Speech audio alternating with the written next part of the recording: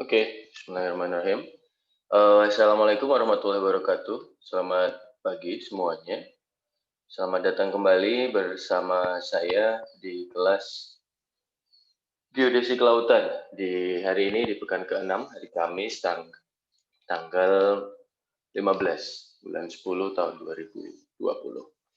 Di hari ini kita akan sama-sama mempelajari mengenai sesuatu yang mungkin sering di-mention ya, tidak hanya oleh saya ataupun beberapa dosen yang lain, tetapi juga oleh banyak orang di Indonesia sekarang, yang mana namanya adalah satelit altimetry atau bahasa Inggrisnya adalah altimetry satellite.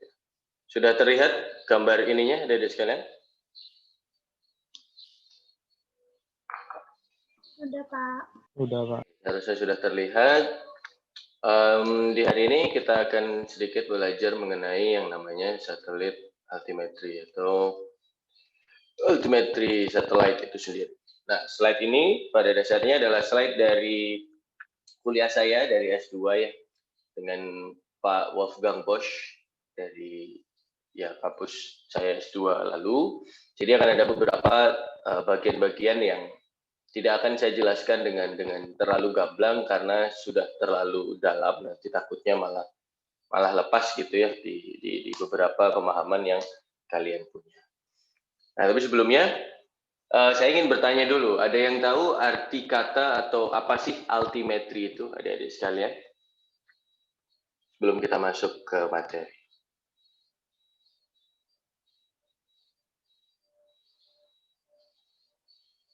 Apa sih altimetry itu, adik-adik sekalian?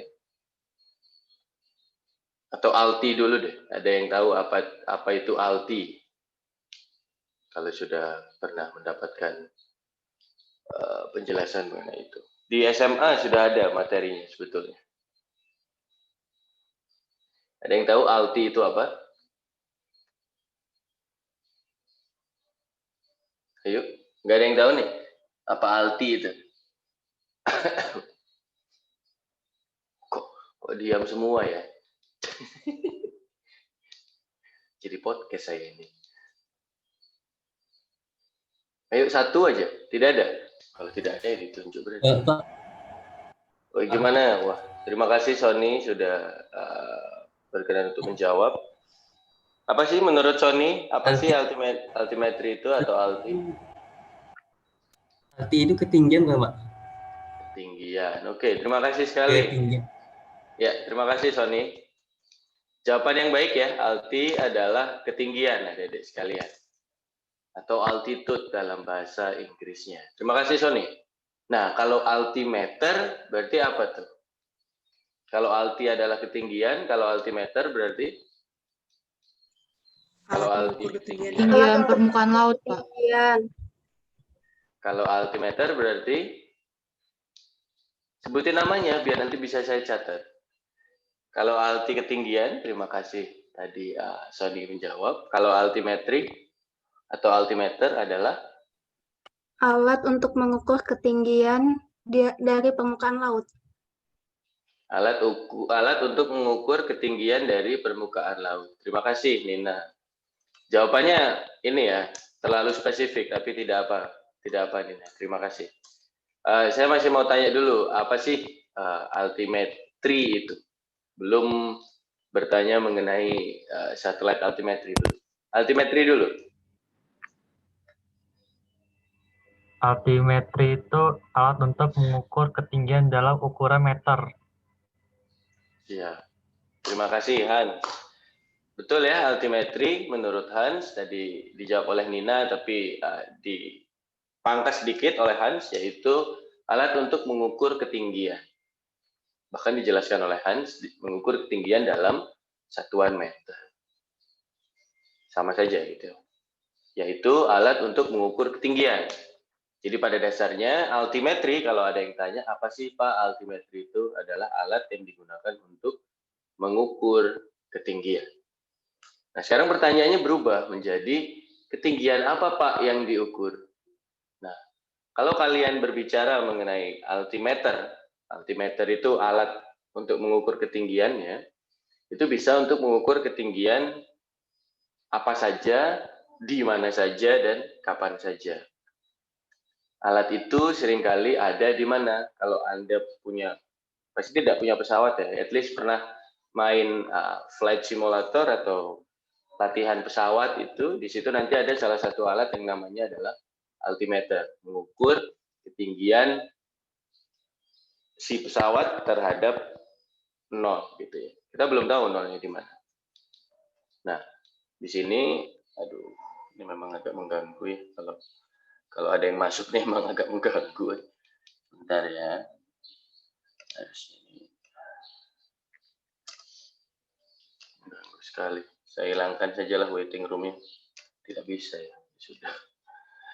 Oke, mengganggu sekali. Saya lanjutkan lagi ya dari sekalian bahwa altimetri atau altimeter itu pada dasarnya adalah alat untuk mengukur ketinggian. Nah, sekarang saya lanjut jadi pertanyaan. Kalau di bumi, ketinggian apa sih yang kira-kira perlu untuk kita ukur?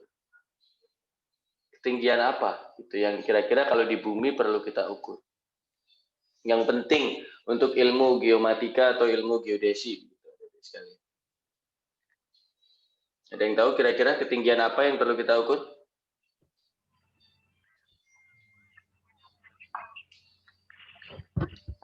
Dijawab aja ya, kok sepertinya tidak ada yang menjawabnya. Bingung pertanyaannya. Ketinggian ini Pak, apa sih? Ketinggian dari angkasa ke permukaan dasar bumi.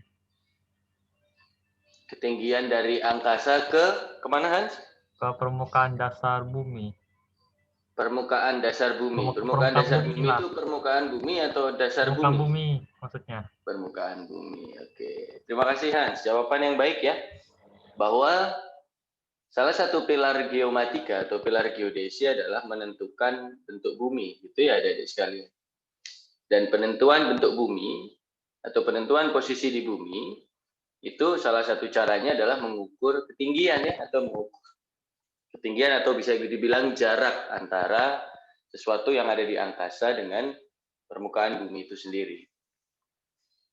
Nah, kita juga tahu bahwa salah satu pilar geodesi, yaitu pilar geodesi yang kedua adalah menentukan medan gaya berat bumi.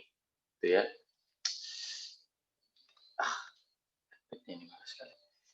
Nah, dalam penentuan medan gaya berat bumi, itu bidang apa sih adik-adik sekalian yang sebetulnya sama persis dengan bidang gaya berat bumi atau medan gaya berat bumi itu sendiri? Bidang apa yang kita sudah tahu bahwa bidang itu mewakili atau merepresentasikan medan gaya berat bumi?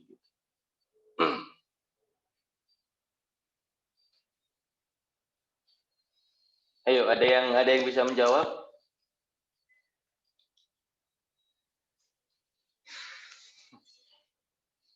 Bidang apa di bumi ini yang bisa merepresentasikan atau mewakili bentuk medan gaya berat bumi itu sendiri? Bidang geoid bukan Pak? Bidang geoid. Karena Bidang geoid itu apa sih Hans? kayak satu permukaan yang gimana sih bentuk yang kayak kurang datar gitu sih, atau apa gimana gitu. Gimana gitu tuh gimana Hans? Satu permukaan yang kurang datar. Kayak tidak berbentuk bulat banget. Kenapa tuh Hans kok bisa tidak berbentuk bulat banget kalau menurut Hans? Karena apa sih? Mungkin karena tekanan atmosfer mungkin. Okay. Atau bentuk elipsoid yang tidak begitu merata. Terima kasih Hans jawabannya. Jawabannya betul sekali ya, geoid. Bahwa bidang yang mewakili bentuk medan gaya berat bumi itu adalah geoid namanya. Tetapi ada sedikit yang kurang tepat dari jawaban Hans mengenai definisi geoid. Nah, sekarang saya tanya ke teman-teman yang lain nih. Dibantu coba Hans. Apa sih geowit itu? Definisi dari geowit itu apa sih sebenarnya? Adik-adik sekalian. Izin menjawab, Pak. Ya, silakan, Mita. Bidang geoid adalah bidang ekipotensial gaya berat bumi yang berimpit dengan permukaan laut, Pak. Satu-satu dulu ya. Terima kasih, Mita. Jawabannya baik sekali. Bidang geowit adalah bidang ekipotensial. Apa sih ekipotensial itu? Berarti bidang yang sudah tahun keempat ya kali ini. Harusnya sudah bisa mencoba menarik kesimpulan dari definisi-definisi itu. Bidang ekipotensial itu bidang apa sih? Bidang apa? Bidang ekipotensial itu adik-adik sekalian. Perpotongan bukan sih Pak? Kayak perpotongan gitu. Perpotongan antara apa, Hans? Kurang tahu juga sih, mungkin bintang sama bujur mungkin, atau horizontal atau vertikal. Horizontal atau vertikal. Siap, terima kasih Hans atas jawabannya. Silakan yang lain. Bidang ekipotensial itu bidang apa sih sebetulnya? Sebelum kita bicara ke definisi yang kedua gitu. Ayo, apa? Bidang ekipotensial. Kalau tidak itu nanti saya keluarkan di UTS ini. Bidang ekuipotensial. Ayo, bidang ekuipotensial. Dari kata-katanya sudah bisa terjawab sebetulnya ya. Bidang ekuipotensial adalah bidang yang mana di permukaan bidang tersebut potensialnya itu ekivalen atau sama. Alias bidang yang mana di permukaan bidang tersebut medan gaya beratnya atau gaya beratnya itu memiliki nilai yang sama. Jadi misal ada sebuah bidang, dalam hal ini bidang geowit gitu ya, adik sekalian, dan bidang geowit ini lingkaran berbentuk tidak beraturan seperti yang disampaikan Hans. Tapi ingat, dalam ketidakaturan tadi antara satu titik di permukaan geowit dengan titik lain di permukaan geowit yang lain itu memiliki nilai gaya berat yang sama. Jadi medan geowit itu adalah medan yang memiliki potensial yang sama. Artinya ekuipotensial tadi. Dan tadi Mita juga sudah menjawab dengan baik ya. Part 2 atau bagian keduanya adalah yang berhimpit dengan apa tadi Mita? Muka laut ya. Tadi Mita berbicara ya. Dan geowit adalah bidang ekuipotensial yang berhimpit dengan muka laut. Berarti artinya apa adik-adik sekalian? Kalau Anda bingung gitu ya, geowit ini terus di lapangan bentuknya kayak gimana sih Pak? Ya, geowit ini kalau di lapangan ya berhimpit dengan tinggi muka laut atau berhimpit dengan muka laut itu ada di mana begitu. Nah, tapi tidak sembarang muka laut yang dijadikan berhimpit begitu. Muka laut yang dijadikan berhimpit atau sama dengan geowit adalah muka laut yang tidak mendapatkan gaya yang bekerja di sekitarnya. Jadi ketika muka laut itu sudah tenang, gaya-gaya yang bekerja di muka laut itu sudah dihilangkan atau sudah dikoreksi, maka muka laut tersebut bisa kita bilang sama atau berhimpit dengan ekuipotensial atau dalam hal ini adalah bidang geowit. Nah, dari tadi saya membahas itu sebetulnya saya ingin mengarah ke jawaban yang barusan tadi disampaikan oleh Mita. Bahwa ternyata bidang geowit atau bidang ekuipotensial itu berhimpit dengan tinggi muka laut. Yang mana berarti apa? Berarti pengetahuan mengenai tinggi muka laut atau seberapa besar sih ketinggian dari muka laut yang kita punya itu sangat penting dalam ilmu geodesi. Kenapa penting? Karena ternyata satu, tadi disampaikan oleh Mita, medan gaya berat yang merupakan pilar kedua dari geodesi itu berhimpit dengan muka laut. rata-rata kan begitu ya. Muka laut yang gayanya sudah tidak ada di sana. Itu adalah tugas pertama dari muka laut gitu. Menyelesaikan pilar kedua dari geodesi. Kedua, ternyata tinggi muka laut itu secara umum mencerminkan bentuk dari batimetrinya. Kalau teman-teman nanti bisa dilihat, tinggi muka laut itu kalau di rata-rata itu secara umum mirip dengan batimetrinya. Ya tidak mirip-mirip amat ya, tapi bisa dibilang ada tingkat kemiripannya. Sehingga kalau kita tahu tinggi muka laut rata-rata begitu ya, kita bisa secara dengan ketelitian tertentu gitu, kita bisa mengestimasi atau memperkirakan kira-kira di bawah itu bentuknya seperti apa atau di dasar laut itu bentuknya seperti apa. Dan ingat itu adalah pilar berapanya geodesi? Pilar kesatunya geodesi adik-adik sekalian. Pilar kesatu geodesi adalah menentukan bentuk bumi, ya kan? Menentukan bentuk bumi berarti juga menghitung model matematis dari bentuk bumi. Dan ingat bumi itu nggak cuma darat. Di geodesi kelautan kita belajar bagaimana menyelesaikan pilar-pilar geodesi di laut. Nah, salah satu caranya ya ini satelit altimetri. Jadi saya ulang ya, tinggi muka laut itu atau muka laut rata-rata adalah penyelesaian pilar kedua dari geodesi. Tugas dia yang pertama, dan yang kedua dia merupakan cerminan secara halus lah istilahnya, atau cerminan atau kita bisa bilang mirip tapi tidak mirip-mirip banget gitu dengan dasar laut. Sehingga kalau kita tahu tinggi muka laut rata-rata, kita bisa perkirakan di bawah atau di dasar laut itu seperti apa. Nah, itu menyelesaikan pilar pertama geodesi. Selain itu, tinggi muka laut rata-rata juga bisa kita gunakan sebagai indikator global warming atau climate change. Karena kita sama-sama tahu adik-adik sekalian, ketika bumi itu menjadi semakin hangat gitu ya, efeknya apa? Secara umum efeknya ada dua. Yang pertama adalah es yang ada di kutub, baik kutub utara atau kutub selatan akan meleleh. Ya kan? Ketika kutub utara atau kutub selatan esnya meleleh, apa yang terjadi kira-kira? Pasti ada yang namanya air yang dari es itu akan mengalir ke laut sehingga nanti ada kenaikannya. Tapi itu bukan faktor utama atau bukan apa istilahnya ya, bukan faktor utama kenapa air itu bisa naik, bukan.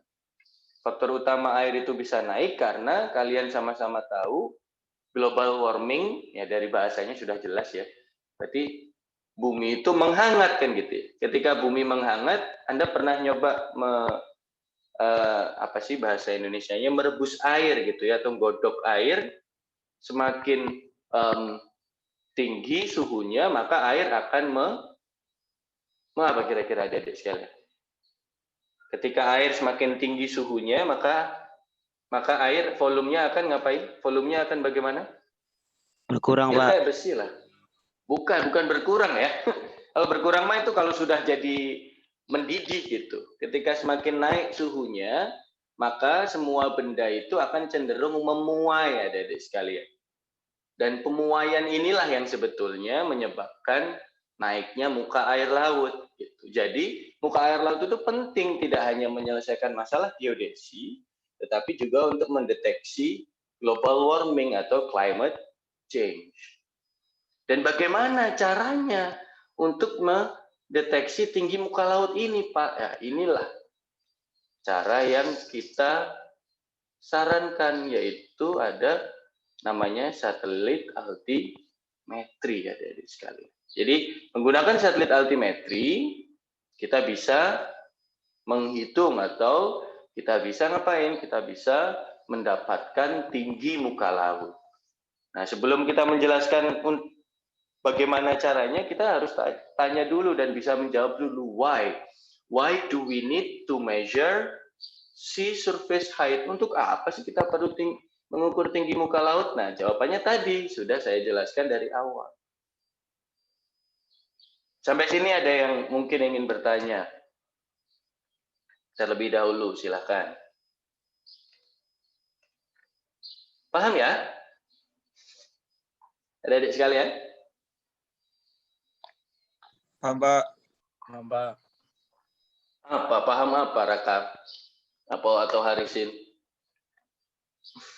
Paham tentang kegunaan satelit altimetri, Pak. Oke.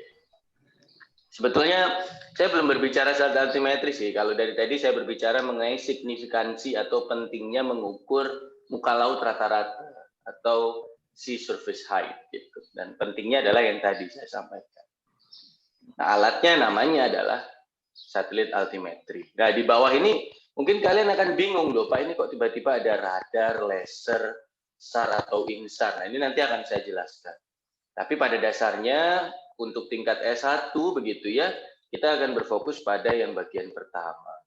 Untuk 3 bagian ini akan saya simpan bagi anak-anak yang mungkin ingin bertanya lanjutan atau ingin mengeksplor judul-judul tugas akhir yang nanti berbeda dengan tugas-tugas akhir yang lainnya. Karena sepertinya di Indonesia pembahasan mengenai laser altimetri, SAR altimetri, dan INSAR altimetri itu masih belum banyak atau bahkan bisa dibilang belum ada. Mainnya masih di radar altimetri saja. Jadi kalau ada yang mau bisa nanti kita diskusi lebih lanjut. Nah, kita lanjut dulu adik-adik sekalian. Bahwa satelit altimetri itu bisa digunakan untuk mengukur tinggi muka laut. Yang mana tinggi muka laut itu penting karena 3 faktor tadi yang saya jelaskan. Sehingga kita juga perlu tahu nih, apa sih satelit altimetri itu gitu ya. Nah, makanya kalau kita lihat di slide selanjutnya, begitu adik-adik sekalian, inilah definisi standar atau definisi dasar dari satelit altimetri. Satelit altimetri itu apa sih? Satelit altimetri itu adalah sebuah satelit yang berada di luar angkasa gitu ya. Tapi dia tidak jauh-jauh amat sebetulnya luar angkasanya ini. Satelit altimetri itu memiliki ketinggian antara 900 sampai sekitar 1.400 km. Jadi saya ulang, satelit altimetri itu tingginya berada di kisaran 900 kilo sampai 1.400 km. Tidak terlalu jauh. Dan satelit altimetri ini dimasukkan dalam kelas satelit yang ada di orbit LEO ya. Bukan Leo Mardi Tanjung ya, itu teman kalian. Dia adalah orbit low Earth orbit atau LEO istilahnya. Nah, satelit altimetri ini yang ingin saya jelaskan terlebih dahulu itu menggunakan radar adik-adik sekalian. Atau menggunakan apa sih? Menggunakan gelombang elektromagnetik. Nah, gelombang elektromagnetiknya itu kalau bisa ditanya, mirip nggak Pak sama gelombang elektromagnetik yang digunakan di SAR, di kuliah penginderaan jauh aktif? Mirip adik-adik sekalian. Jadi sebetulnya radar yang digunakan dalam altimetri dan radar yang digunakan dalam SAR itu sebetulnya persis atau mirip. Anda kan juga pasti kemarin ketika di Indraja Aktif yang juga kebetulan dosennya saya, itu kan memahami ada yang namanya C-band, L-band, S-band, X-band, K-band, dan yang lain-lain kan. Nah, kalau di dalam altimetri juga sama, kita juga mengenal beberapa band yang sering dipakai adalah KU-band, KA-band, atau C-band. Nah, jadi dua sistem ini tuh pada dasarnya menggunakan gelombang elektromagnetik yang sama. Tetapi perbedaannya lumayan signifikan. Gitu. Perbedaannya terletak pada posisi dari sensornya, adik-adik sekalian. Kalau SAR, itu yang pasti kalian tahu, sensornya terletak di mana? Kalau ini satelit gitu ya, jalannya ke depan, sensor SAR itu ada di mana, adik-adik sekalian? Lokasi sensornya. Ada yang tahu? Ada di sekalian? Ayo. Sensor SAR itu, lokasi sensornya ada di mana? Kalau ini satelitnya kotak begini.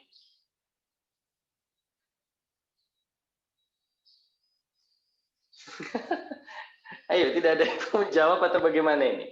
Halo? Di ruang angkasa bukan sih, Pak?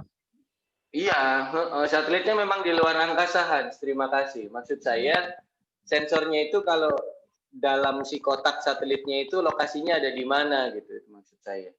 Pertanyaannya itu. Di stasiun gitu bukan sih, Pak? Gimana, Hans? Stasiun apa gitu namanya, nggak kurang tahu saya juga namanya. Stasiun apa, Hans? Bukan di stasiun ya. Di satelitnya ini loh, ini anggap kotak ini adalah satelit. Nah, si siapa namanya sensor SAR itu lokasinya ada di mana gitu. Dan dia menembaknya ke arah mana. Ayo, yang ikut kuliah penginderaan jauh aktif juga ini pasti tahu lah harusnya. Izin Terima kasih, menjawab, Hans, Pak. jawabannya. Iya, silahkan. Siapa ini? Dewi, Pak. Ya, gimana Dewi? Dengan di samping Pak sensornya. Dengan nyamping gitu Pak ngambilnya. Bukan ya? Nyamping gimana tuh maksudnya, Dewi? Nyamping gimana, Dewi? Dia cara perekaman radarnya dengan cara menyamping samping radar. Itu, Pak.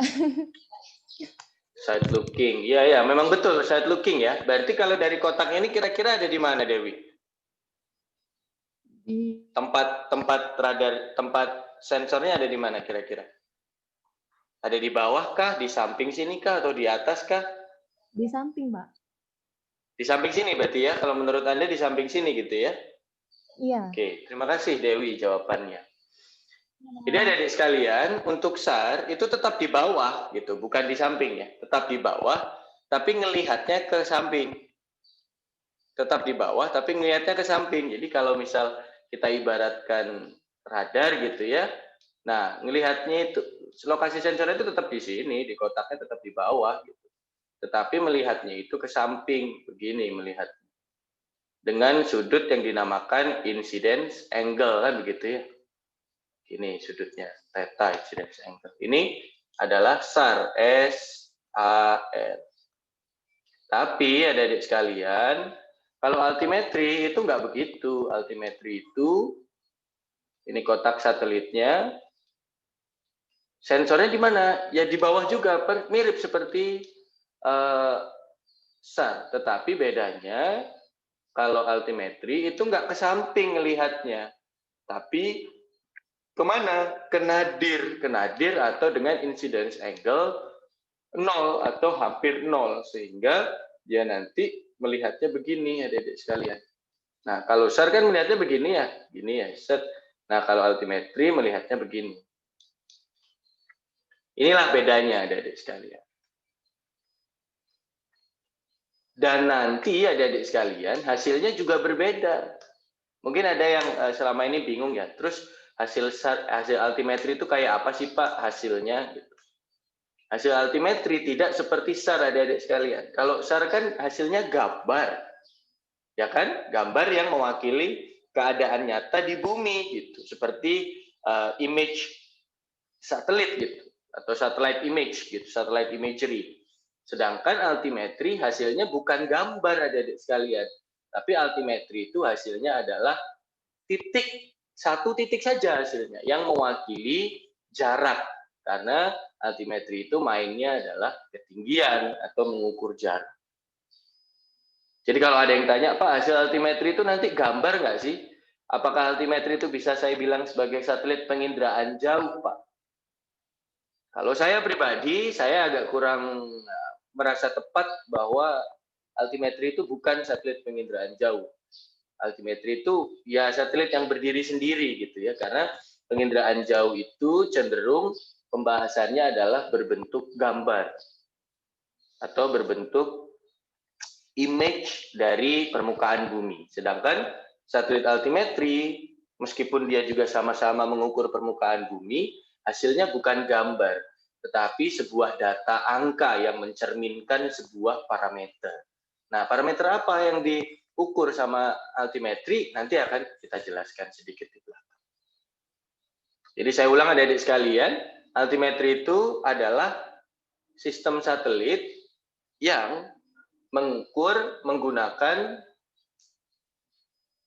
gelombang elektromagnetik yang persis atau bisa dibilang mirip dengan gelombang elektromagnetik yang dipakai di inderaja aktif, tetapi berbeda sedikit. Perbedaannya bukan pada elektromagnetiknya, tetapi pada lihatnya kemana gitu. Kalau SAR lihatnya ke samping, side looking, seperti yang tadi Dewi jawab. Kalau altimetri lihatnya itu pas ke bawah atau nadir. Hasilnya pun berbeda. Hasilnya kalau SAR adalah gambar, karena dia side looking sehingga ada near range dan far range. Kalau altimetri karena dia ke nadir, maka hasilnya merupakan satu titik yang mewakili tempat dia mengambil data itu. Satu titik saja hasilnya, atau satu parameter saja nanti yang dihasilkan.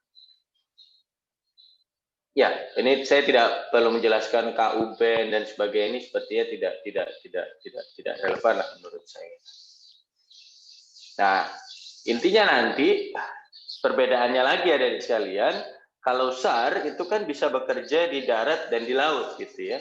Walaupun di penginderaan jauh aktif kemarin banyak dibahasnya di darat, tapi bukan berarti SAR tidak bisa dilakukan di laut. Nah, kalau altimetri itu paling optimal adalah ketika dia mengenai atau ketika dia memetakan sebuah permukaan air atau water bodies gitu ya, permukaan air itu sendiri. Tidak melulu harus laut. Danau bisa, sungai bisa, yang penting permukaan air atau badan air. Jadi altimetri ini lebih khusus ada sekalian. Kalau SAR itu darat dan laut bisa, walaupun kebanyakan pakainya di darat. Kalau altimetri kebanyakan untuk laut. Walaupun inland water bodies atau danau, sungai, kali, embung, wai atau apapun lah nama dari water bodies yang ada di dalam darat itu juga bisa dipetakan atau didapatkan ketinggian muka airnya dari si satelit altimetri tersebut. Nah, ini adalah satelit altimetri ya dari sekalian definisinya. Nah, sekarang kita lanjut dulu. Saya hilangkan dulu annotation-nya. Nah, jadi tujuan dari si satelit altimetri itu tadi ya, tujuan utamanya adalah mengukur tinggi muka laut, adik-adik sekalian. Ketika Anda bisa mengukur tinggi muka laut, maka tadi sudah saya jelaskan, kalau kita cari rata-ratanya, kita hilangkan gaya-gaya yang bekerja di tinggi muka laut itu, kita bisa mendapatkan yang namanya anomali gaya berat. Nah, selain mendapatkan anomali gaya berat, atau gaya berat itu sendiri, kita juga bisa ngapain adik-adik sekalian? Kita juga bisa mencari pasutnya. Kita bisa mencari naik turunnya. Karena satelit altimetri itu nanti akan menghitung atau mengukur secara berkala. Sekarang mengukur, 10 hari lagi diukur, 10 hari lagi diukur, sehingga jadi tahu. Kita bisa tahu tingginya itu setiap kali mengukur itu berapa. Nah, ketika tingginya setiap kali mengukur itu berapa kalian tahu, akhirnya gimana? Kalian bisa mendapatkan berapa pasutnya atau naik turunnya itu sampai berapa. Nah, itu adalah goal yang ketiga. Goal selanjutnya, kalian nanti juga akan bisa mendapatkan bagaimana dia itu terpengaruh oleh adanya sirkulasi dari permukaan atau adanya arus, adik-adik sekalian, dan sebagainya. Tapi intinya kalau kita tanya gitu ya, kalau ditanya, Pak, altimetri itu tujuan utamanya untuk apa? Tujuan utamanya adalah untuk penentuan muka laut. Dan ini sangat penting karena kita sama-sama tahu bahwa air laut itu menutupi 2/3 dari apa? 2/3 dari permukaan bumi itu sendiri. Sehingga kalau kita bisa menentukan tinggi muka laut, ya akan berarti sangat baik. Yang lain-lainnya ini turunan sebetulnya, dan akan saya jelaskan di materi-materi selanjutnya adik-adik, tapi tidak menjadi fokus utama. Fokus utamanya adalah kalian mengerti, oh satelit altimetri itu gunanya untuk ini toh, cara ngolahnya secara umum seperti itu, dan sebagainya, dan sebagainya. Sudah saya jelaskan tadi, ada 3 faktor kan kenapa tinggi muka laut itu harus diukur, menyelesaikan pilar pertama dan kedua geodesi, dan untuk melihat efek dari global warming atau climate change adalah salah satunya. Kita bisa lanjut terlebih dahulu, adik-adik sekalian. Nah, dan kita juga sama-sama tahu tadi gitu ya, bahwa ternyata tinggi muka laut itu adalah apa? Tinggi muka laut adalah bidang yang berhimpit dengan gaya berat, makanya dimerahin nih, is very close in balance with gravity, atau sangat dekat atau bisa dibilang berhimpit dengan gaya berat. Dan seperti yang tadi saya bilang, is a smoothed map of the seafloor topography, atau adalah bukan peta ya, kayak semacam bisa digunakan sebagai penentu batimetri atau dasar laut itu seperti apa, tapi ya agak diperhalus atau memiliki tingkat ketelitian tertentu dan sebagainya dan sebagainya. Jadi muka air laut itu sangat penting gitu. Nah, sampai sini mungkin ada yang mau ditanyakan dulu mengenai apa sih satelit altimetri, terus gunanya bagaimana, secara umum cara kerjanya bagaimana. Silakan kalau ada yang ingin ditanyakan atau ada yang ingin mengajak diskusi. Pak. Silakan Harisin. Untuk satelit altimetri itu sendiri dalam sistem energinya itu dia termasuk dalam aktif atau pasif, Pak? Oke, terima kasih pertanyaannya, pertanyaan yang baik ya. Jawabannya adalah karena altimetri itu nanti memancarkan gelombang elektromagnetiknya sendiri mirip seperti SAR, maka altimetri itu merupakan gelombang aktif atau termasuk sistem yang aktif, bukan sistem yang pasif. Begitu Harisin, karena dia memancarkan gelombang elektromagnetiknya sendiri. Oh baik Pak, terima kasih. Thank you, pertanyaan yang baik. Silakan, ada satu pertanyaan lagi mungkin yang mau ditanyakan. Izin bertanya Pak. Tidak. Oh ya, silakan Puja. Lama satelit altimetri itu mengitari bumi itu satu kali putar itu berapa lama Pak? Satu kali putar itu biasanya di sini ada ini ya. Satu kali putar itu biasanya, satu kali putar ini maksudnya satu orbit atau kembali ke tempat yang sama, Puja? Satu Karena orbit, itu beda. Pak. Satu orbit. Satu orbit itu kurang dari sehari biasanya. Oh. Tetapi untuk kembali ke titik yang sama, misal contoh, kosan Puja itu diamati oleh altimetri setiap hari Rabu, di pertama kali di hari Rabu tanggal 10, jam 12 siang. Maka nanti altimetri akan kembali ke tempat yang sama, kembali ke atas kosannya Puja itu pada tanggal pada 10 hari lagi. Sebenarnya nggak pas 10 sih, 9,9125 hari normalnya. Berarti bisa dibilang datang tanggal 20 di atas kosannya Puja, tapi waktunya agak lebih cepat, mungkin jam 10 pagi atau mungkin nanti jam 9 pagi dan sebagainya. Jadi kembali ke tempat yang sama itu setiap 10 hari pada umumnya. Begitu Puja. Baik, terima kasih Pak. Ya, thank you Puja. Itu Resen, apakah ingin bertanya? Silakan. Saya Pak izin bertanya Pak. Izin bertanya Pak. Rehan dulu, silakan Rehan. Bisa nggak Pak satelit altimetri ini itu apa?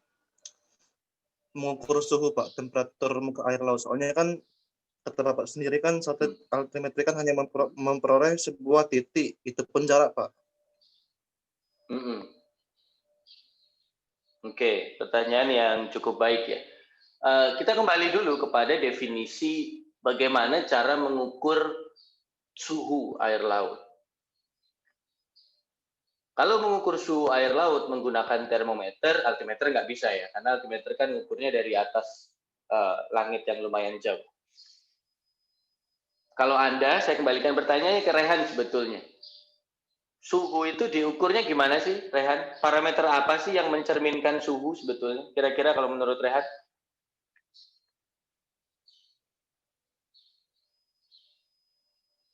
Halo, Rehan? Iya, Pak. Parameter apa yang mewakili suhu di laut itu?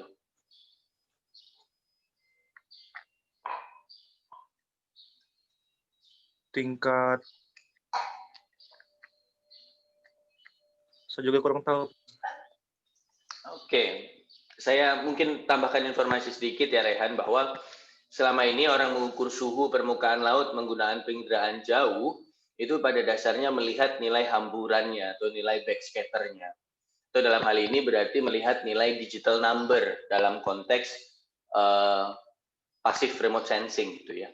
Nah, dari hamburannya sekian gitu ya, itu nanti bisa dihubungkan dengan suhunya. Apabila balikan atau digital number, reflektansnya lah dalam hal ini ya, reflektansnya itu sekian di laut, maka kita bisa membuat dengan rumus yang kita punya, algoritma SST biasanya namanya, sea surface temperature, itu kita bisa melihat berapa temperatur dari muka laut tersebut. Begitu. Dilihat dari hamburan atau dilihat dari reflektannya. Tetapi untuk altimeter ini mirip seperti SAR, Rehan. Jadi kita mendapatkan backscatter atau kita mendapatkan hamburan, nilai hamburan dari muka lautnya itu sendiri. Dan hamburan itu sebetulnya ada pengaruh terhadap suhu, tapi sangat kecil. Dan kita tidak bisa mendapatkan pengaruh dari suhunya saja. Sehingga kalau ditanya apakah altimetri itu bisa mengukur sea surface temperature, Pak, atau temperatur muka laut, jawabannya untuk sekarang sepertinya belum mampu. Karena masih ada beberapa kesalahan-kesalahan yang perlu diselesaikan agar nanti tersisa efek karena suhunya. Sampai sekarang efek karena suhu itu masih sering diabaikan atau dianggap tidak ada. Jadi masih belum ada pikiran lah, at least for the next 5 or 10 years we won't talk near the sea surface temperature estimation from satellite altimetry yet gitu. Jadi belum sampai sekarang masih belum bisa.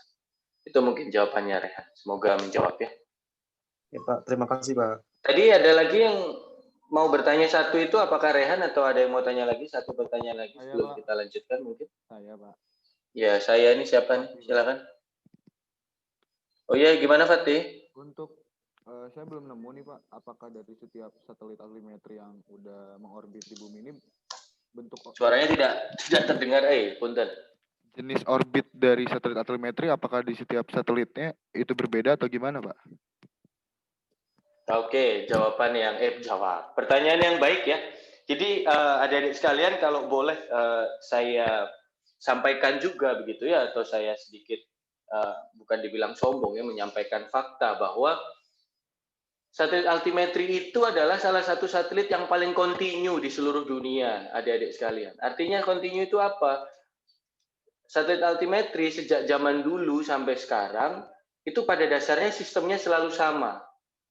Tidak pernah hampir tidak terjadi perubahan berarti.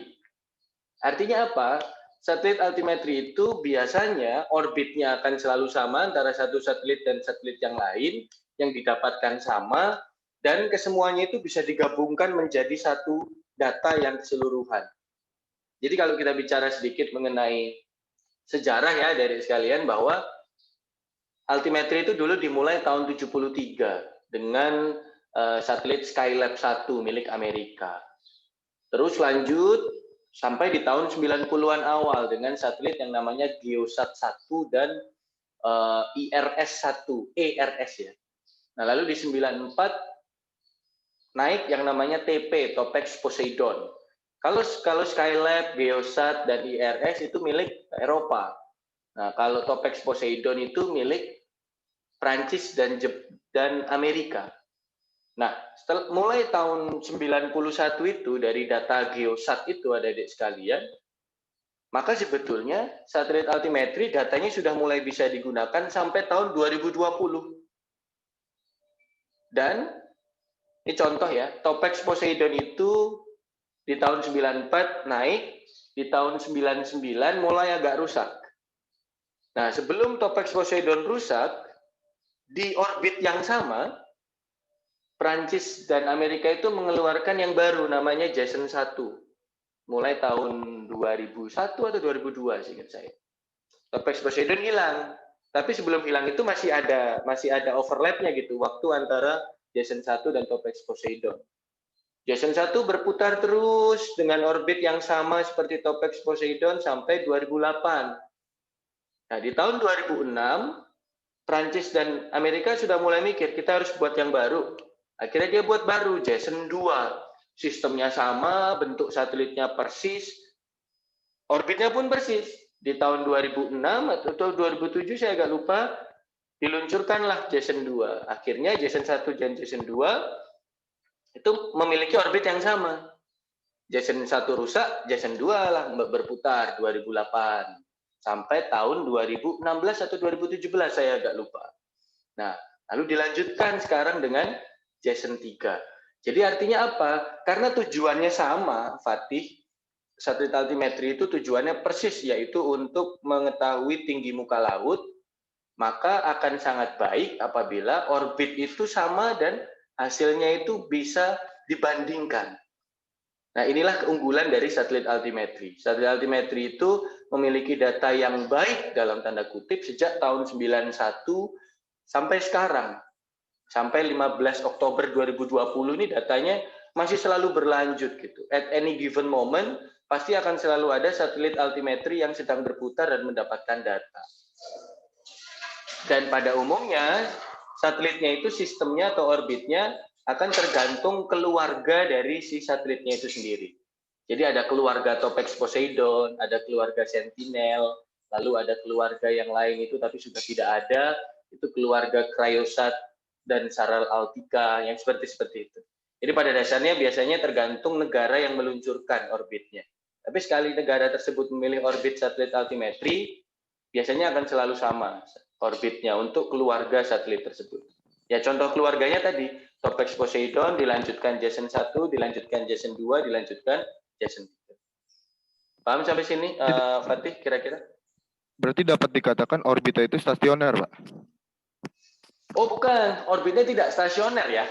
Maksudnya orbit sama itu adalah bentuk orbitnya itu sama. Jadi bukan dia diem gitu, bukan. Orbitnya sama.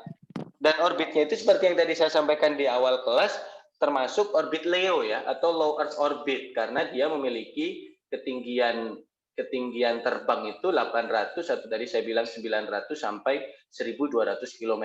Dia termasuk orbit Leo, tapi bukan geostasioner. Tidak mungkin dia geostasioner. Kejauhan, tidak kuat sinyalnya kalau dia geostasioner. Ya, Pak. Silia, raise hand silakan kalau ingin bertanya, Silia. Iya, Pak. Izin bertanya.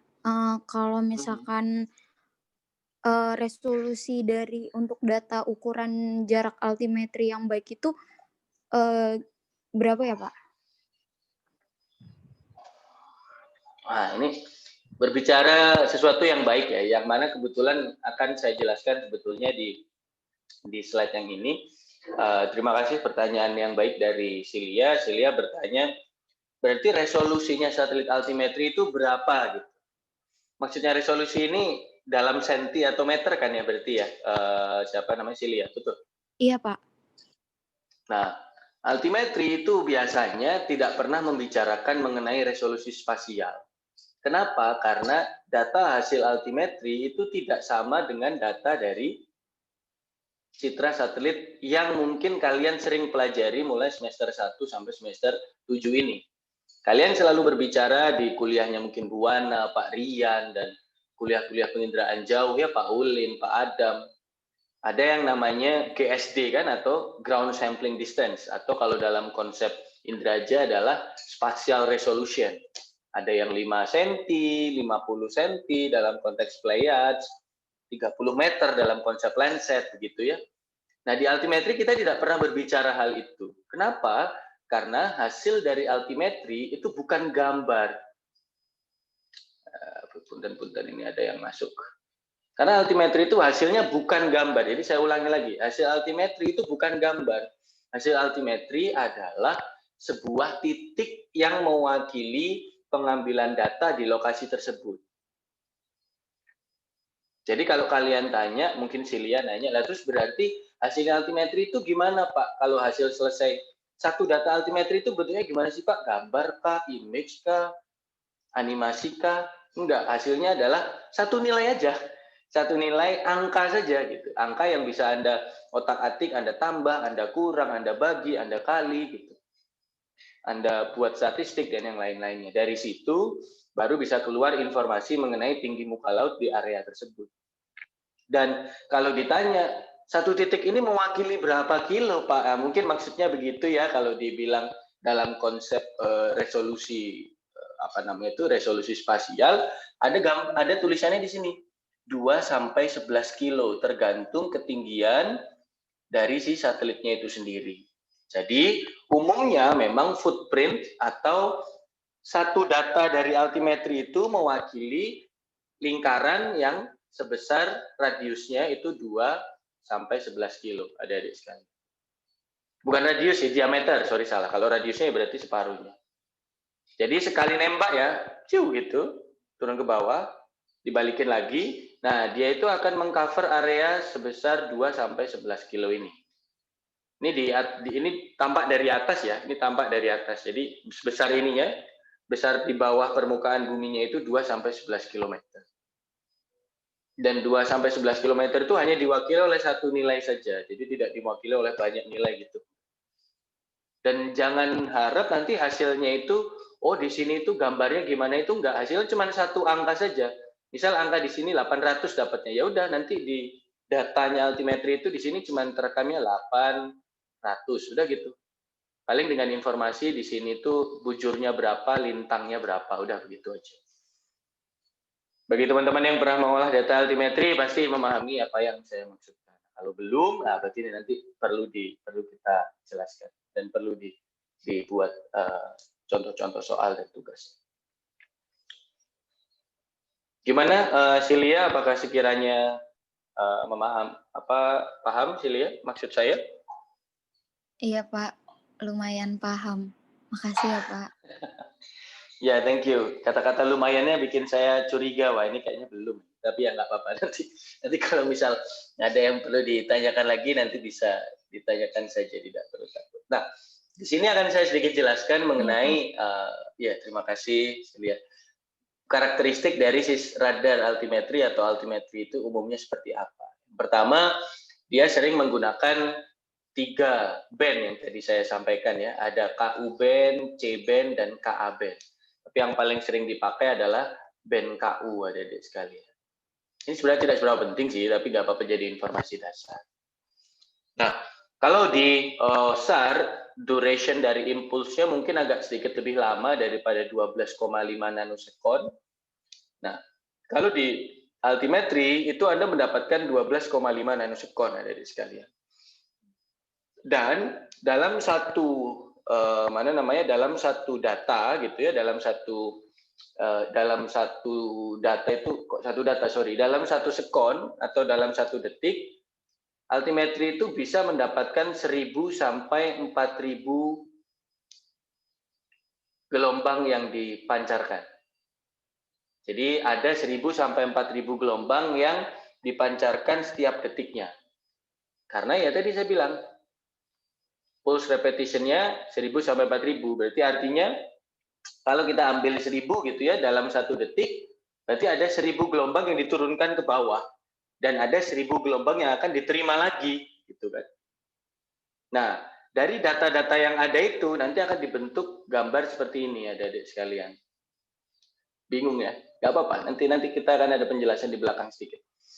Gambar ini itu mewakili apa? Ada sumbu E, Y, sama sumbu X. Sumbu Y-nya itu mewakili nilai hamburan atau kalau bisa kita bilang backscatter biasanya kan. Kalau dalam data SAR itu backscatter atau biasanya dibilang sigma naught gitu ya.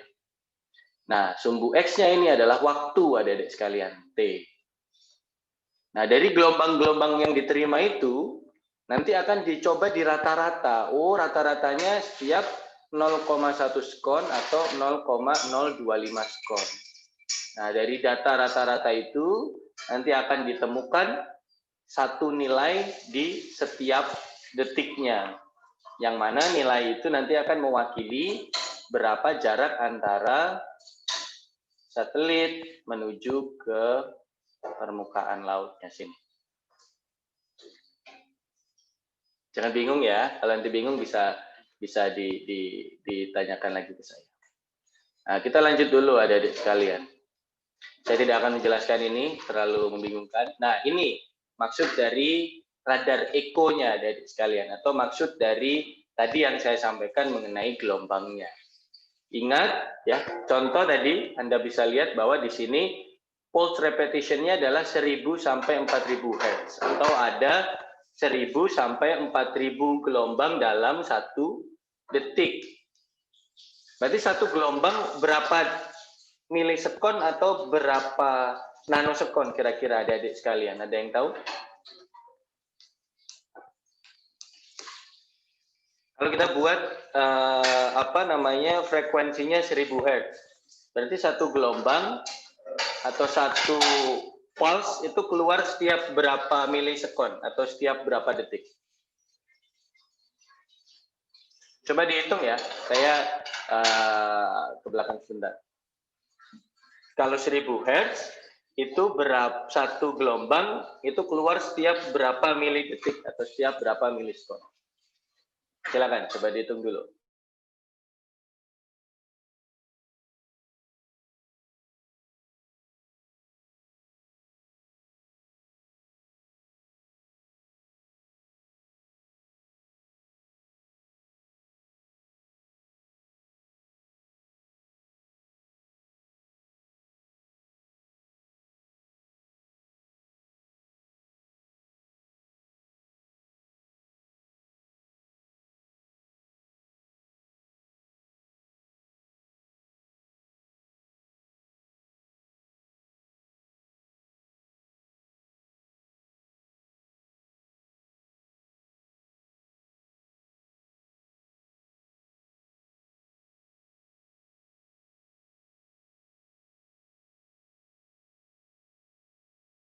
Ayo, mangga.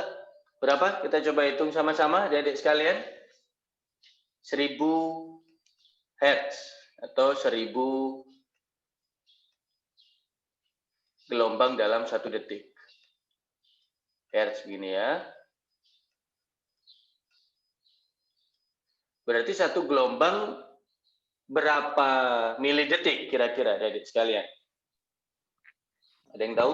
0001. 0,01 detik. 0,001 detik alias 1 per 1000 ya? Ya. Nah, 1/1000 detik. 1/1000 detik, kalau dibuat milisekon berarti setiap berapa tuh?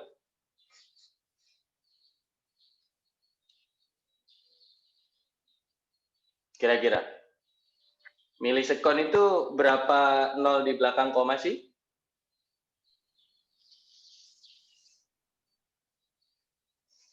Ayo. Mili deh, jangan tanya milisekon dulu, mili deh. 1 mili itu berapa meter? Atau 1 meter berapa mili? 0,001. Nah, berarti artinya 1/1000 sekon itu sama dengan 1 milisekon. 1 milisekon, betul sekali. Berarti artinya dia akan mengeluarkan gelombang setiap 1 milisekon. Kalau ada yang masih bingung, disampaikan aja. Ya kan? 1 milisekon. Nah, setiap 1 milisekon atau setiap 1 ms, satelit akan mengeluarkan gelombang. Nembak begitu ya, tas, gitu. Nah, gelombangnya kan karena dia nadir, pasti turun ke bawah, tidak mungkin ke samping atau ke atas. Pasti ke bawah. Dan pas di bawahnya adalah laut. Sehingga apa yang terjadi adik-adik sekalian? Contoh, gelombang pertama. Ini gelombang pertama. Gelombang kedua. Gelombang ketiga. Gelombang keempat. Gelombang kelima. Gelombang keenam. Gelombang ketujuh. Dan sebagainya. Sampai dalam 1 detik gelombang ke berapa? Ke 1000, adik-adik sekalian. Ketika gelombang pertama sampai di permukaan laut di bawah, apakah gelombang-gelombang yang lain juga sudah sampai di permukaan laut kira-kira? Halo, halo? Belum tentu, Pak. Tentu, Pak. Kenapa kok belum tentu? Ya, jawabannya memang betul ya, tidak ya. Karena kan apa namanya, kecepatan dari cahayanya atau kecepatan yang digunakan kan sama, sehingga kalau satu sampai duluan ya itu sampai duluan gitu.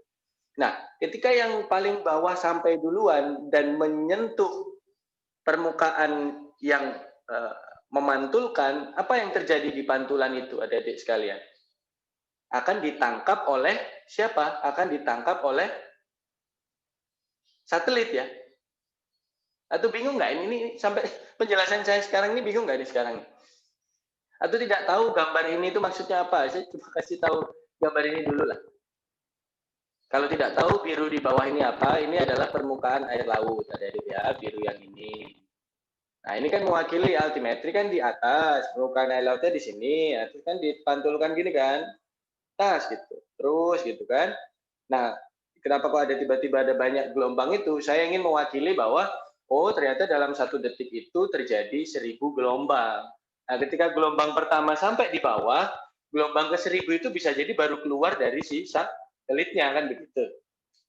Nah ketika gelombang pertama itu sampai permukaan laut, apa yang terjadi oleh gelombang tersebut kira-kira? Ayo, yang terjadi dari gelombang tersebut apa? Pantulkan, Pak. Dipantulkan. Nggak usah malu ya, udah semester 7 loh, harusnya sudah bisa berdiskusi dengan enak ya. Dipantulkan, betul sekali. Nah, ketika dipantulkan, yang dilakukan oleh satelit ngapain? Menangkap pantulannya, ya kan? Iya, Pak. Nah, ketika menangkap pantulan, kebetulan yang sampai baru gelombang yang pertama. Jadi pantulan yang ditangkap ini masih belum gede-gede amat. Akhirnya di waktu ini, misal kita anggap ini adalah waktu pertama ketika kita memancarkan gelombangnya. Oh, belum ada pantulan. Ternyata sudah mulai ada pantulan nih, gitu di sini, gitu ya. Pantulannya dari ini, gitu. Dari ini kan pasti memiliki nilai backscatter atau memiliki nilai hamburan, kan, betul ya. Nah, hamburannya ternyata direkam di sini, Nah, terus habis itu lanjut.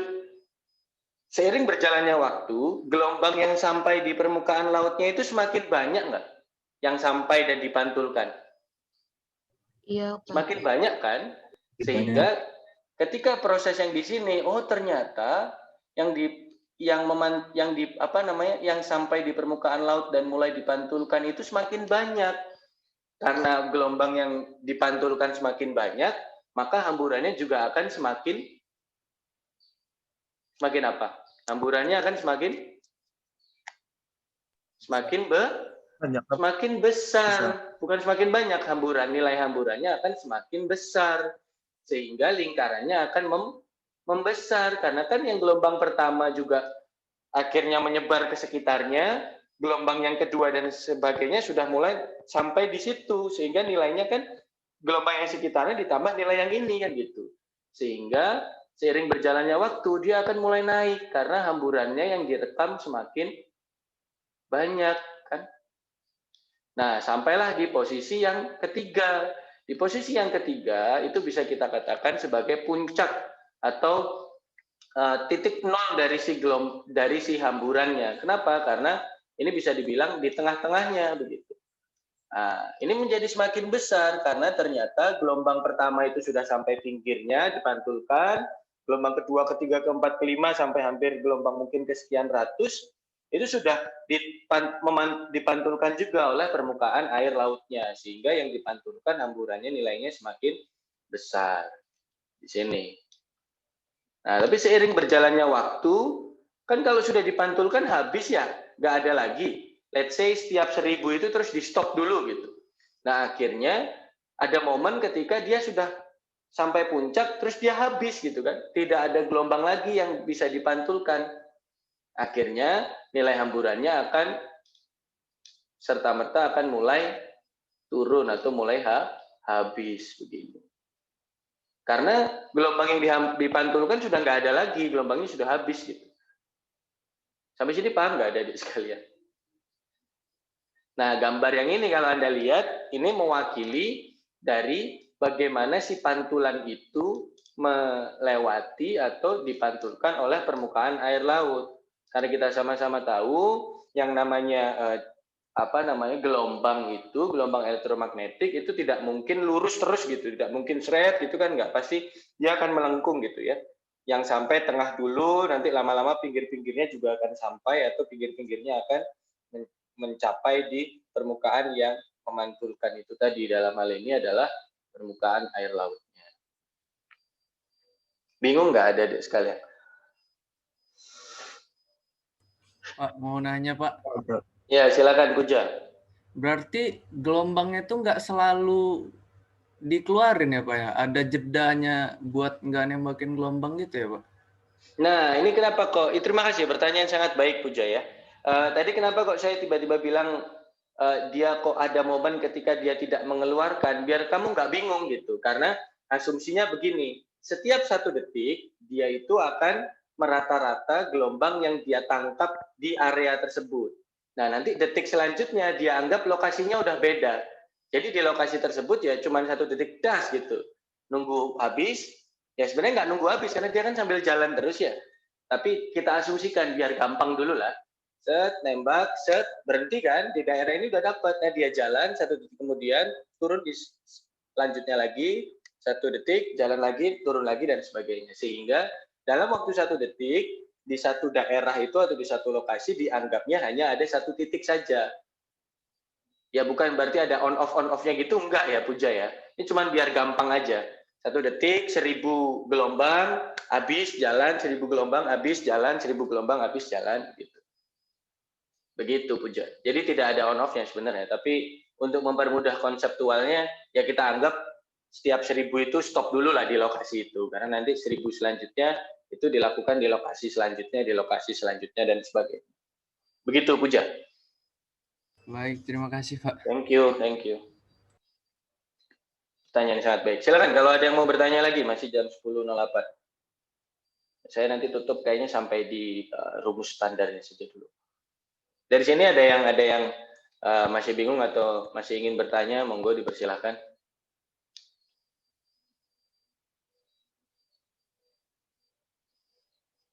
Halo.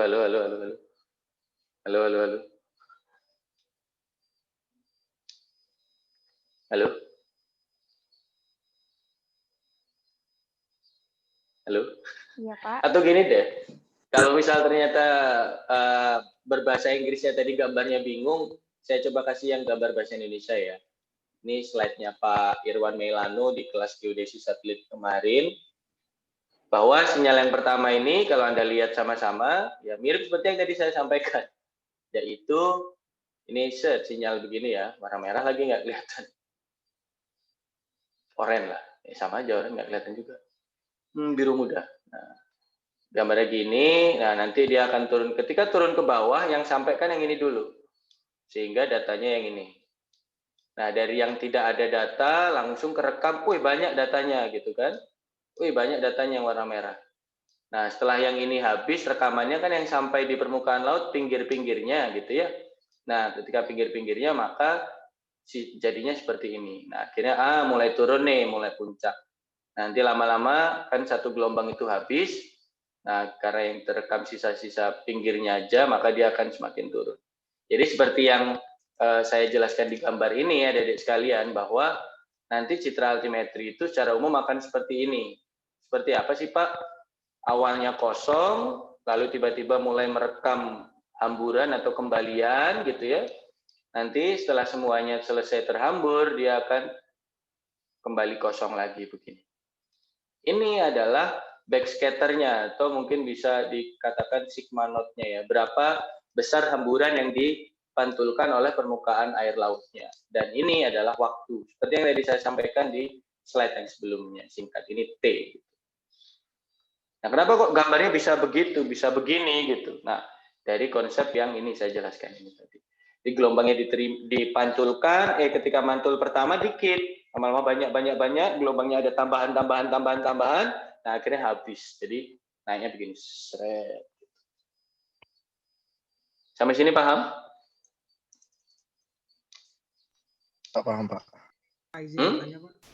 Oh iya, silahkan. Siapa nih? Harisin atau siapa nih? Gimana Harisin? Dema, Pak. Oh, Dema, gimana Dema? Dema. Wih, rambutnya udah begitu. Nah, Wih, kan, ngeri.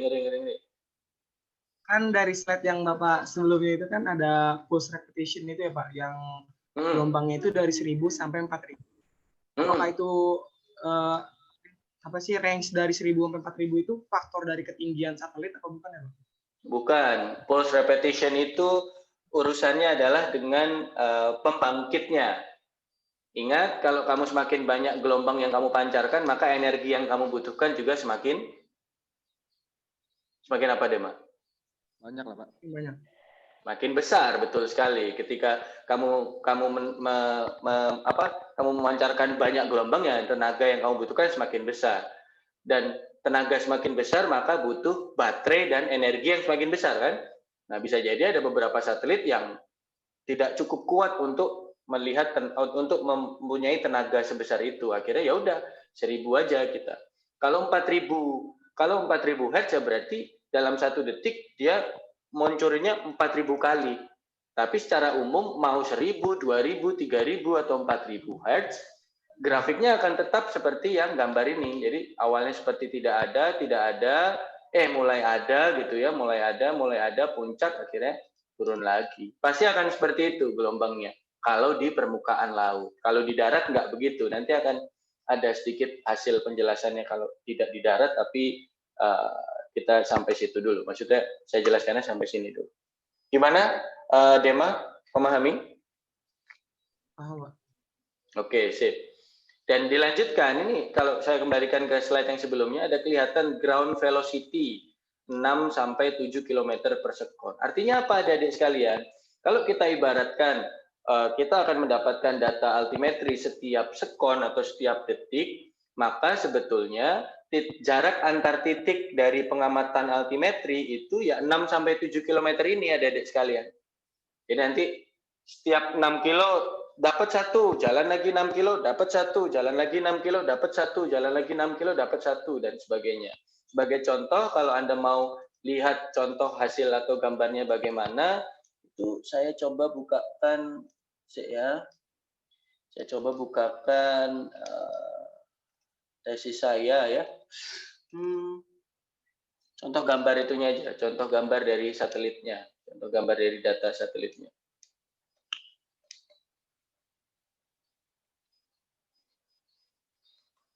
Sama lah ini sebenarnya.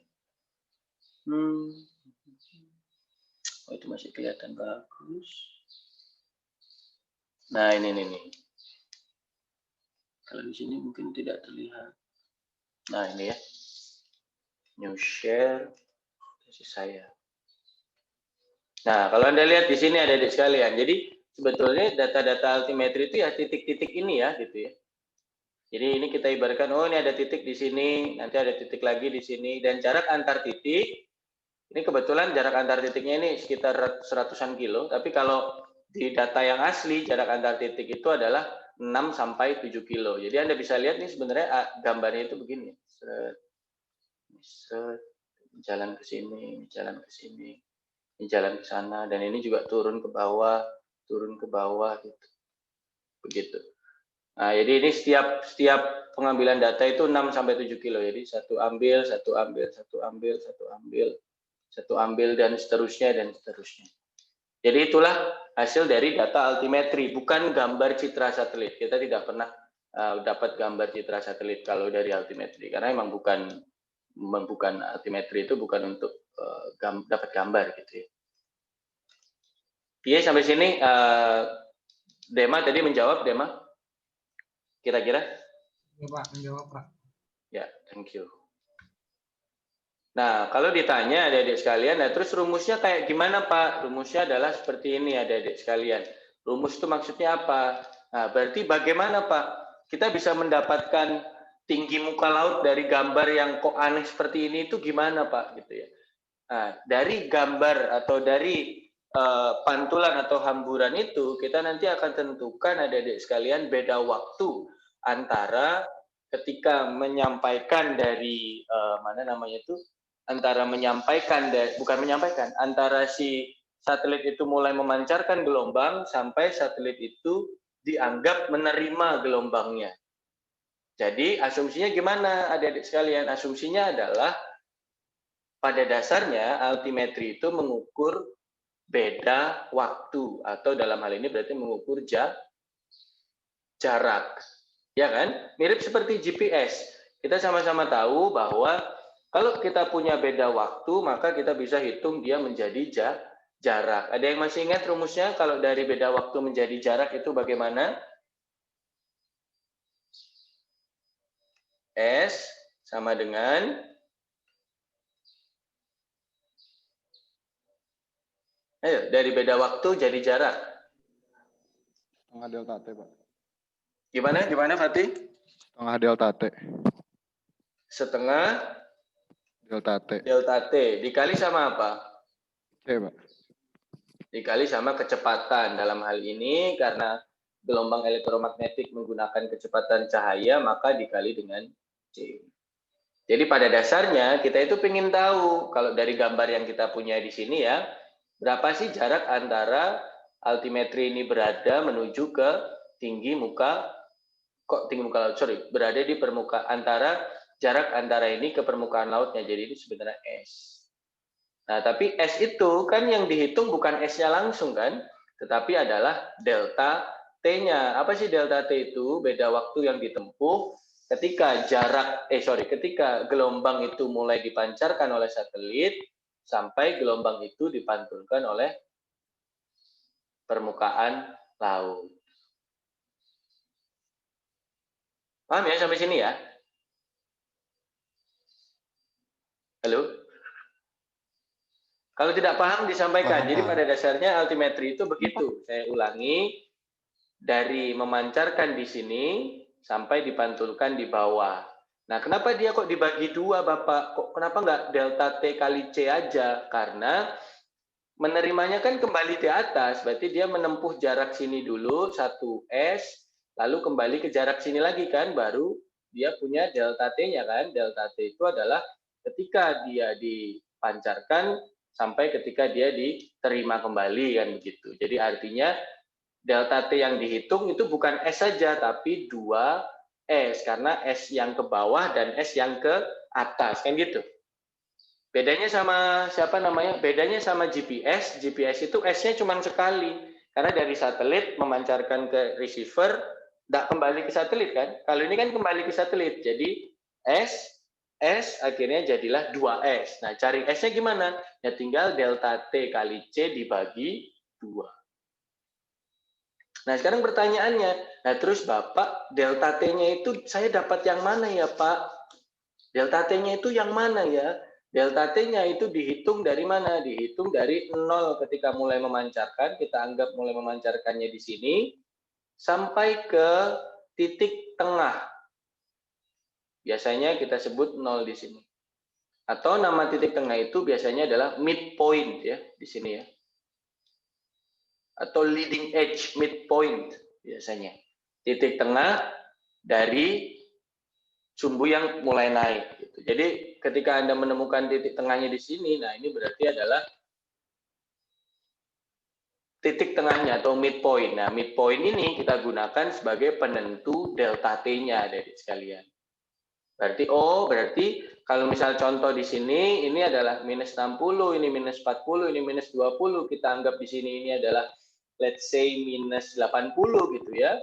Berarti waktu yang dibutuhkan mulai dari dipancarkan sampai dipantulkan kembali, sampai diterima kembali itu adalah 80 nanosekon. Nah, dari 80 nanosekon itu kita bisa ukur berapa tingginya atau berapa jarak antara altimetri dengan mana? Dengan bidang yang menjadi pemantulnya, dalam hal ini adalah tinggi muka lautnya. Dalam hal ini adalah muka lautnya. Tapi apakah itu sudah selesai? Kalau kita sudah dapat ini, berarti kita sudah mendapatkan hasilnya, adik-adik sekalian. Kira-kira ada yang berpikir begitu tidak? Oh, saya udah dapat S, Pak. Ya udah, berarti kerjaannya altimetri selesai.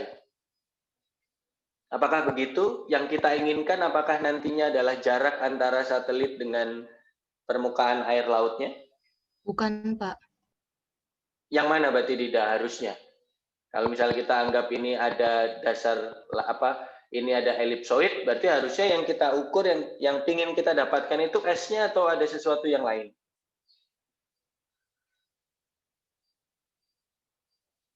Yang pingin kita dapat, betul kata Dida, bukan S-nya, tetapi yang pingin kita dapat itu adalah jarak antara muka air laut dengan elipsoidnya. Alias bisa disebut SH, sea surface height. Nah, sea surface height ini itu sama dengan jarak CS tadi, yaitu jarak antara satelit ke permukaan air laut, itu dikurangkan dengan jarak antara satelit menuju ke elipsoid. Bisa nggak sih jarak dari elipsoid ke satelit itu bisa ditentukan nggak? Ini elipsoid ya. Sorry gambar tulisannya jelek, tapi ini elipsoid. Kita ibaratkan yang di bawah itu tinggi elipsoid, permukaan elipsoid begitu. Bisa nggak sih kita tentukan jarak dari elipsoid ke satelit? Begini. Bisa ya menggunakan GPS. Ingat, kalau Anda menggunakan GPS, Anda akan bisa mendapatkan jarak dari elipsoid ke satelit. Nah, nama dalam istilah istilah altimetri, jarak antara elipsoid ke satelit itu namanya adalah altitude ya. ALT atau altitude. Nah, dari altitude itu kalau kita kurangkan dengan S atau dalam arti biasanya dalam konsep altimetri itu namanya adalah range gitu ya.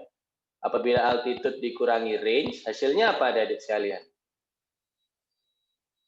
SH adik sekalian. Ya, terima kasih pertanyaannya Mega. Nanti sekitar 10.30 akan saya selesaikan materinya, baru nanti ada 10 menit untuk bertanya. Terima kasih Mega, nanti akan saya jawab pertanyaannya di jam 10.30. Jadi, altitude yaitu jarak antara elipsoid dengan satelit dikurangkan dengan range. Hasil dari pengamatannya itu, range itu adalah jarak antara satelit ke permukaan air laut. Sehingga apabila altitude dikurangi range, hasilnya adalah jarak antara permukaan air laut dengan si permukaan elipsoid alias SH atau sea surface height, permukaan air laut. Tinggi muka air laut, salah. Kalau dalam bahasa Indonesia, SSH, tinggi muka air laut. Sampai sini mudeng? Atau mungkin masih merasa kebingungan adik-adik sekalian? Silakan kalau mungkin ada yang masih merasa kebingungan, dipersilakan untuk bertanya. Jadi sudah tahu ya apa itu SSH ya adik-adik sekalian ya? Sudah tahu nggak kira-kira apa itu SSH adik-adik sekalian? Halo? Halo? Ya, Pak. Oke. Jadi SSH itu adalah tinggi muka air laut. Dari mana didapatkannya? Saya ulangi, dari satelit ke elipsoid dikurangkan dengan dari satelit ke permukaan air lautnya itu sendiri. Jadi itu adalah SSH. Nah, apakah altimetri itu bisa mendapatkan SSH saja, Pak? Oh, tidak. altimetri itu juga bisa mendapatkan dua komponen yang lain. Komponen yang pertama adalah komponen tinggi gelombangnya. Nah, tinggi gelombang ini komponennya didapatkan dari permodelan yang namanya adalah permodelan apa? Permodelan Brown, adik-adik sekalian. Brown di tahun 1977 itu menghitung pantulan dari sebuah gelombang radar atau gelombang elektromagnetik Ka, Ku, dan C-band itu di permukaan laut. Dan beliau bisa menyampaikan, oke, kalau pantulannya seperti itu, maka tinggi muka lautnya seperti ini. Kok tinggi muka laut. Maka SWH-nya atau tinggi gelombangnya akan seperti ini. Jadi pada dasarnya adalah seperti itu, adik-adik sekalian. Nah, intinya tinggi muka laut atau SSH tadi adalah goal yang paling utama dari satelit altimetri. Tapi itu tidak hanya satu-satunya hasil ya. Tadi seperti saya sampaikan, hasilnya juga bisa mendapatkan yang pertama adalah tinggi gelombang atau significant wave height. Dan juga yang kedua, seperti yang ditulis di sini adalah energi budget atau besar dari rasio gelombang yang dipancarkan dan juga gelombang yang diterima, itu energinya perbedaannya berapa. Nah, perbedaan energi itu nanti yang bisa dibandingkan untuk mendapatkan kecepatan angin sebenarnya. Nah, kalau Anda tadi dilihat, Anda bisa dilihat ya, gambar yang ini nih, gambar yang saya dari tadi jelaskan, semoga yang Anda mengerti itu, yang ini. Ini kan ada gambar kotak gitu ya, yang mana membandingkan antara amplitude atau dalam hal ini adalah hamburannya dari permukaan air laut, dan di sini adalah waktu. Nah, grafik ini itu namanya adalah wave form. Wave form. Saya ulang ya, namanya ini adalah wave form. Nah, kalau bingung, gimana sih Pak tulisan waveform itu? Saya tidak pakai mouse, jadi agak jelek gambarnya. Nah, waveform. Nah, ini dia waveform. Di sini ada namanya. Waveform. Nah, dari waveform itu kita menggunakan model Brown tadi, didekati dengan model Brown untuk mendapatkan 3 parameter. 3 parameter. Yang pertama adalah mendapatkan parameter delta T-nya, habis itu parameter dari kemiringannya atau slope-nya, dan juga seperti yang tadi saya sampaikan, perbandingan antara besar energi yang dipancarkan dan besar energi yang dipantulkan atau diterima kembali. Nah, dari ketiga parameter itu kita akan mendapatkan 3 hal yang berbeda-beda. Yang pertama adalah jarak antara satelit ke permukaan air laut, yang kedua adalah nanti tinggi gelombang yang didapatkan dari pendekatan ke model Brown, dan kecepatan angin yang didapatkan dari rasio energi budgetnya itu tadi. Nah, kalau Anda lihat dari ini kok tidak mau di next ya. Clear all drawing, kita next dulu. Kita next lagi. Nah, ini ya adik-adik sekalian ya. Gambarnya seperti ini sebenarnya. Nah, ini. Jadi kalau ditanya, Pak, berarti nolnya kalau misal kita mau dapat delta T itu dari mana sih, Pak? Dari titik yang biru ini ya. Ya, jadi kita anggap, oke, berarti kalau kita anggap nolnya di sini, atau misal nolnya di sini, ya udah, berarti kita seret sampai ke sini. Berarti ini adalah delta T-nya, adik-adik sekalian.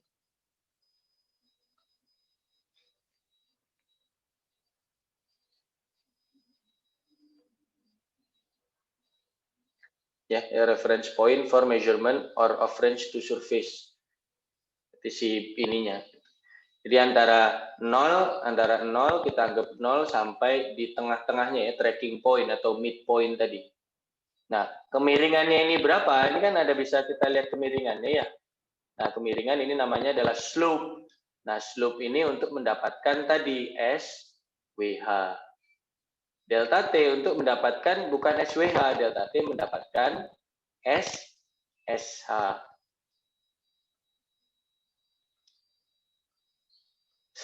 Tidak pakai mouse dulu.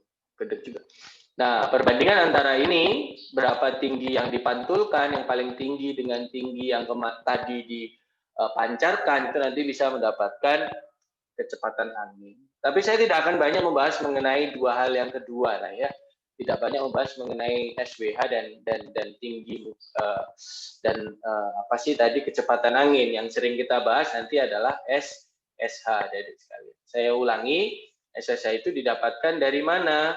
Dari kalau ini ada satelit, ini adalah permukaan elipsoid, lalu saya ganti ini adalah muka air laut gitu ya, maka muka air laut yang didapatkan itu kan dari satelit menuju ke elipsoid kan dapat ya, namanya adalah altitude ya, ALT. Nah, dari sini ke sini itu juga ada namanya adalah range ya, tadi yang saya bilang. Nah, ALT dikurangi range, ini dikurangi ini kan sama ALT dikurangi R ya, A L T min R itu kan sama dengan nilai yang di sini kan yang kuning. Nah, ini namanya adalah SH. Sampai sini gimana Adik sekalian? Apakah paham?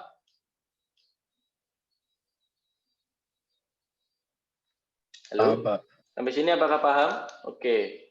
Dan yang saya ingin tambahkan terakhir sebelum kita selesaikan kelas kita ya, adalah ini adik-adik sekalian, bahwa balikan atau hamburan dari altimetri itu sangat khas kalau di laut.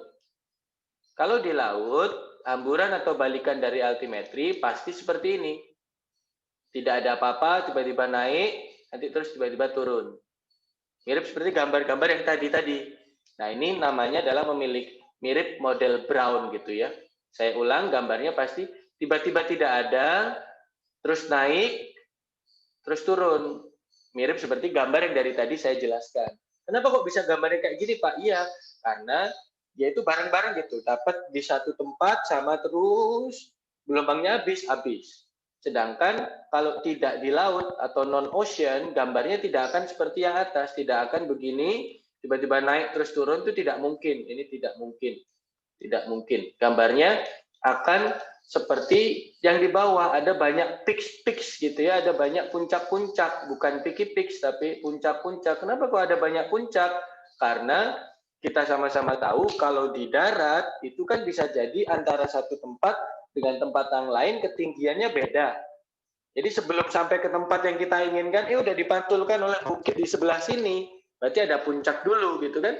Terus dibantulkan sama bukit yang sebelah sini, berarti ada puncak lagi. Baru dibantulkan di tempat yang kita inginkan, baru dia memiliki puncak lagi. Jadi adik-adik sekalian, yang akan diolah di altimetri itu bukan yang ini tidak akan kita olah. Yang kita olah adalah yang ini saja.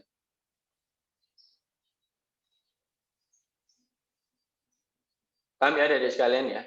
Hanya yang di bagian lautnya saja.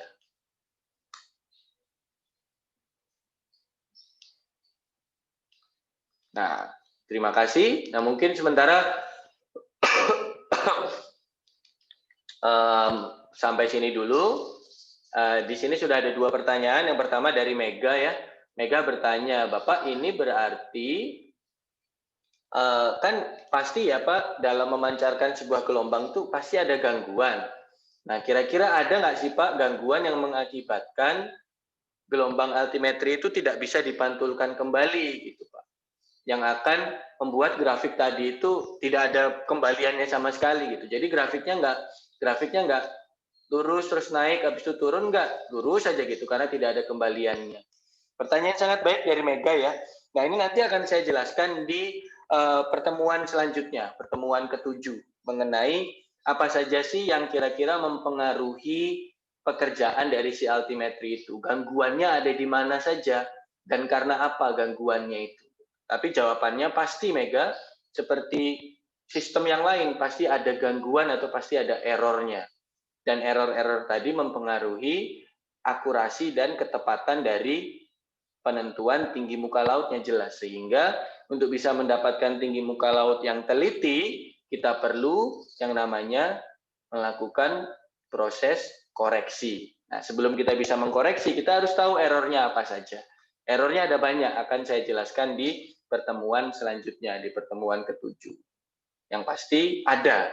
Pertanyaan sangat baik. Apakah ada gangguan yang mengakibatkan gelombang altimetri itu terganggu? Mungkin energinya jadi berkurang atau jadi tidak bisa dipantulkan kembali? Jawabannya adalah ada. Nanti akan dijelaskan di pertemuan ke-7. Nah, silakan kalau Mega masih ada yang mau ditanyakan bisa via chat atau via langsung. Nah, untuk Dida, pertanyaannya seperti lanjutan atau mirip dengan pertanyaan Mega. Kalau Dida bertanyanya, Pak, itu tiap sekon memancarkan 1000 gelombang sekaligus atau gimana? Anggapannya begini, Dida. Jadi seperti yang tadi saya jelaskan di awal, bahwa satu pulsa atau satu gelombang itu memiliki durasi sepanjang 12,5 nanosekon. Jadi setiap 12,5 nanosekon itu dia memancarkan. Teng lagi, terus selama 1 detik atau sampai 1000 gelombang. Nah, ketika 1000 gelombang itu udah turun, ya dia berhenti atau dia beristirahat, bukan beristirahat ya, dia menunggu pantulannya. Nah, 1000, nah dia ketika sudah 1000, dia itu sudah berjalan ke tempat yang lain, sehingga nantinya pantulannya sudah tidak mewakili daerah sini lagi, tapi mewakili daerah 7 kilo jaraknya dari daerah yang pertama. Jadi misalnya di atas ini nih, 1000 Hz itu berarti apa? Ada 1000 pantulan setiap 1 sekon, alias ada 1 pantulan setiap berapa? 1 milisekon begitu. Dan panjang setiap gelombangnya itu 12,5 nanosekon. Jadi jarak antara 1 gelombang dengan gelombang yang lain itu, kalau misal kita buat begini, itu adalah 1 milisekon. Ada gelombang 1 milisekon, ada gelombang lagi 1 milisekon, gelombang lagi 1 milisekon, dan sebagainya. Dan ketika dia udah ambil 6 sampai 7 kilo, sudah 1 sekon, berarti dia udah tidak mungkin mewakili daerah sini lagi gitu. Karena dia sudah di 6 sampai 7 kilo dari titik yang selanjutnya. Dan kalau ditanyakan apakah nanti ketika dia memantulkan itu mengganggu yang kembali? Tidak ya, tidak mengganggu. Ya ada gangguan dikit tapi diasumsikannya tidak mengganggu. Saya clear drawing untuk saya kasih tahu gambar yang sebelumnya ya. Di sini ada tulisannya. Nah, impulse travel time-nya itu 5 milisekon. Jadi tek-tek itu memang ada, pasti ada yang ketika berangkat ternyata ketemu pas pulang, itu tapi tidak terganggu.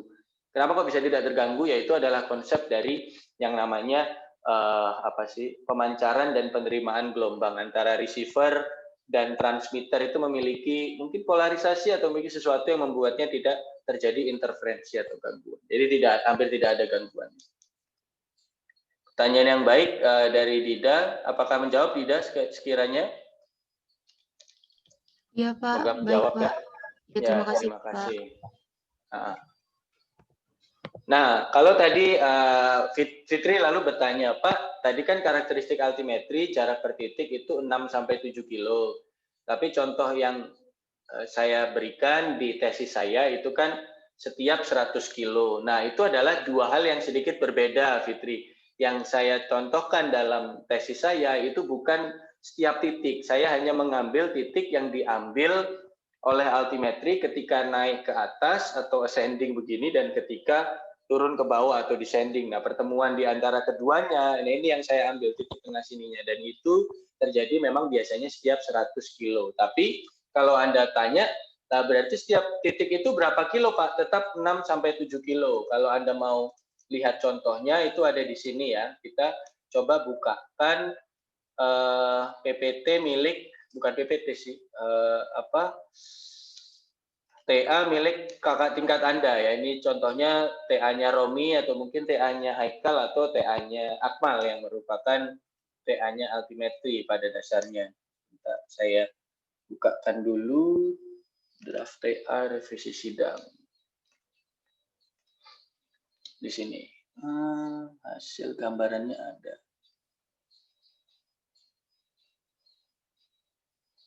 Masih belum terlihat ini, tapi kita coba semoga bisa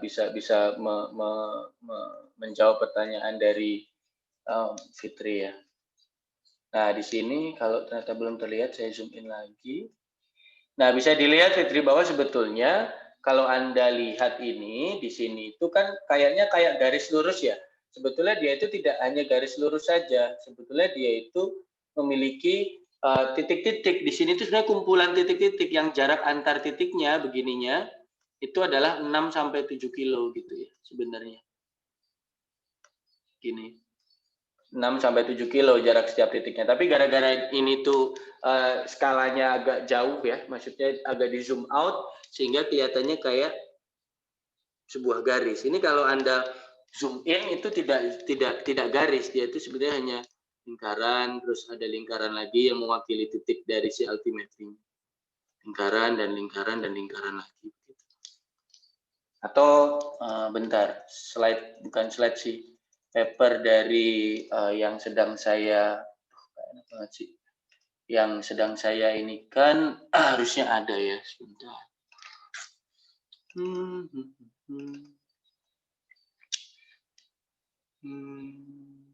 Ada. Oh, ini lebih udin.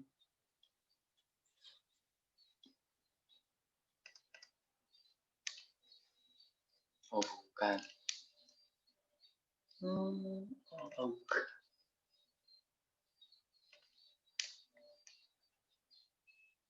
Nah, ini Anda semoga terlihat maksudnya. Nah, ini. Di bagian kanan. New share. Nah, di bagian yang kanan ada adik sekalian. Di bagian kanan ini ya, Anda akan terlihat bahwa itu ada titik-titik. Nah, tapi titik-titik ini sebetulnya terdiri dari lebih dari satu misi. Yang hijau itu dari misi Saral Altika, yang biru dari misi Altika GM, yang kuning dari misi Sentinel-3. Jadi sebetulnya titik-titiknya seperti itu, dan jarak antar titiknya itu secara umum memiliki jarak 6 sampai 7 kilo. Tadi saya cuma mengambil 100 kilo itu adalah data yang saya pakai saja, jadi saya tidak setiap 6 sampai 7 kilo. Itu cuma contoh. Nah, tapi untuk umumnya itu 6 sampai 7 kilo. Dan pada dasarnya titiknya ya seperti ini. Nah, satu titik dengan titik yang lain yang warnanya sama ya, bukan warna beda, itu adalah 6 sampai 7 kilo. Itu ada adik sekalian. Dan saya ingatkan bahwa altimetri ini perkembangannya masih bisa sangat berkembang ya. Di Indonesia aja kalau Anda cek aja di Geodesisi Indonesia mungkin yang mendalami altimetri itu sangat jarang dari setiap universitas, sehingga penelitiannya masih sangat banyak bisa dilakukan dan yang dieksplor bisa banyak sekali. Tapi intinya altimetri itu mengukur yang namanya dari tinggi dari altimetri dari satelit ke permukaan air laut untuk mendapatkan tinggi muka laut dari permukaan air lautnya terhadap elipsoid atau terhadap elipsoidnya itu.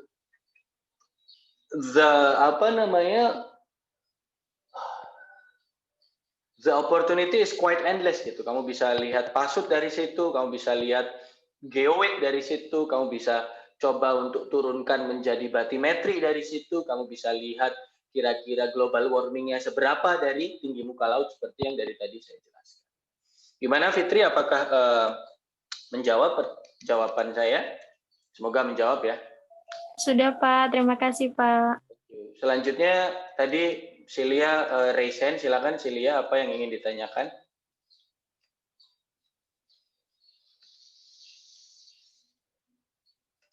Halo? Udah ada yang turn in ya? Keren sekali kalian ini. Kuliahnya belum selesai udah turn in aja. Silakan Silia, jadi bertanya atau tidak itu? Tidak, oke. Kalau tidak ada, mungkin silakan ada yang mau bertanya lagi, ada adik sekalian. Maaf, saya ingin bertanya. Ya, silakan Ayu. Ayu dulu. Gimana Ayu? Tadi kan Bapak menjelaskan yang 3 band itu ya Pak, tetapi yang sering dipakai itu yang band yang pertama yang 13,56 itu. Nah, itu tuh ada pengaruhnya nggak sih Pak sama 3 parameter yang jarak satelit ke permukaan air laut, tinggi gelombang, sama kecepatan angin itu? Bandnya itu. Untuk hasilnya nanti sebetulnya tidak seberapa berpengaruh karena dari parameter-parameter 3 itu sebetulnya nanti kan ada kalau Anda ambil delta T itu kan sebetulnya juga tidak terpengaruh dengan frekuensi ya atau panjang gelombang.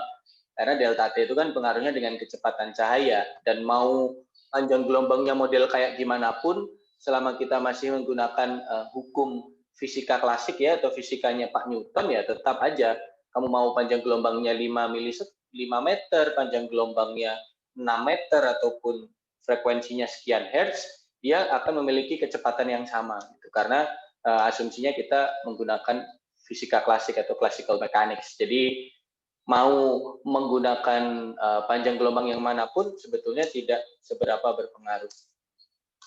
Ayu. Oke, Gimana baik. menjawab? Ya, terima kasih. Silakan, tadi ada lagi satu yang kayaknya masih mau bertanya. Saya Pak. Ya, Puja, Pie. Tadi kan jarak per titik itu 6 sampai 7 km tuh, Pak. Iya, betul. Berarti 6 sampai 7 meter itu dirata-ratain jadi satu titik, jadi satu data gitu ya, Pak? Itu pertanyaan yang sangat baik ya, Puja ya. Saya ulangi gambar dari sini ya. Mana tadi PPT-nya? PPT-nya semoga masih terlihat. Nah, ini bisa Anda lihat di sini. Tadi kan saya bilang bahwa footprint-nya, jadi satu kali memancarkan itu, dia mewakili area 2-11 kilo. Ini berarti 1-5,5 kilo gitu ya radiusnya. Nah, setelah 1 detik, dia bergerak, let's say kita anggap ke kanan gitu, sebesar 6-7 kilo. Nah, dari 6-7 kilo lagi, nah dia itu akan punya footprint 2-11 kilo lagi. Berarti artinya satu titik itu tidak mewakili setiap 6-7 kilo, Puja, tidak. Tapi mewakili sebesar gede footprint-nya ini. Bisa jadi karena dia misal footprint-nya 11 kilo ya, karena agak jauh dari permukaan laut, tapi jaraknya setiap detik adalah 6-7 kilo, maka dia ada overlap gitu. Karena kan 11 kilo sama 6,7 kilo kan kecilan 6,6-7 kilo kan. Berarti dia bisa jadi ada overlap, tetapi overlap seringkali itu tidak dianggap sesuatu yang signifikan. Jadi artinya kalau misal dia 6-7 kilo per sekon ya, berarti dia anggapnya lingkarannya misal, tapi biasanya itu 2-4 kilo aja sih footprint-nya itu gitu. Jadi segitu, oke, ini satu data kita anggap satu lingkaran 2-4 kilo, nah nanti geser 6 kilo, nah ini lingkaran lagi 2-4 kilo dan sebagainya. Begitu Puja, bukan 6-7 kilo ya, bukan satu titik mewakili 6-7 kilo, enggak, satu titik itu mewakili besar footprint-nya. Gitu Puja. Thank you, pertanyaan yang baik. Yuk sama-sama. Raka silakan. Terakhir Raka. Pak, izin bertanya Pak. Jadi kan kata Bapak kan footprint itu kan yang 2-11 km itu dipengaruhi oleh ketinggian dari satelitnya Pak. Iya. Nah itu apakah kita ketika kita pengen mendapatkan misalkan di rentang 11 kilo gitu, 11 kilo aja gitu Pak, kita menginput ketinggiannya itu gimana Pak ya? Oh tidak, jadi yang mempengaruhi ketinggian itu Anda dapat data tidak bisa main-main ketinggiannya. Ketinggian itu kan yang mengatur pemilik satelitnya. Iya. Jadi misal contoh, Topex Poseidon bermain di ketinggian 1100 kilo. Ya sudah, berarti Anda akan menerima ketinggian dan juga footprint-nya. Anda tidak bisa edit footprint-nya mau seberapa, nggak bisa. Misal kayak contoh, Saral Altica atau Cryosat itu footprint-nya lebih kecil gitu ya. Dalam hal ini mungkin hanya 2 kilo atau 4 kilo karena dia memiliki ketinggian yang 700 atau 800 kilo. Apakah Anda bisa bermain dengan ketinggian itu? Tidak bisa. Yang bisa bermain dengan ketinggian itu adalah yang punya satelitnya gitu. Anda hanya bisa menerima, oh ternyata kalau saya pakai Cryosat, ya nanti footprint-nya sekian kilo. Kalau saya pakai JSON, oh ya berarti footprint-nya sekian kilo gitu. Anda tidak bisa menawar lah kasarannya dengan si footprint itu, nggak bisa.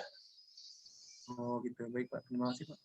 Mirip kayak kalau Anda mau pakai Landsat, apakah Anda bisa main, saya nggak mau Landsat yang 30 meter, saya pinginnya Landsat itu 50 cm kayak Pleiades, ya nggak bisa gitu.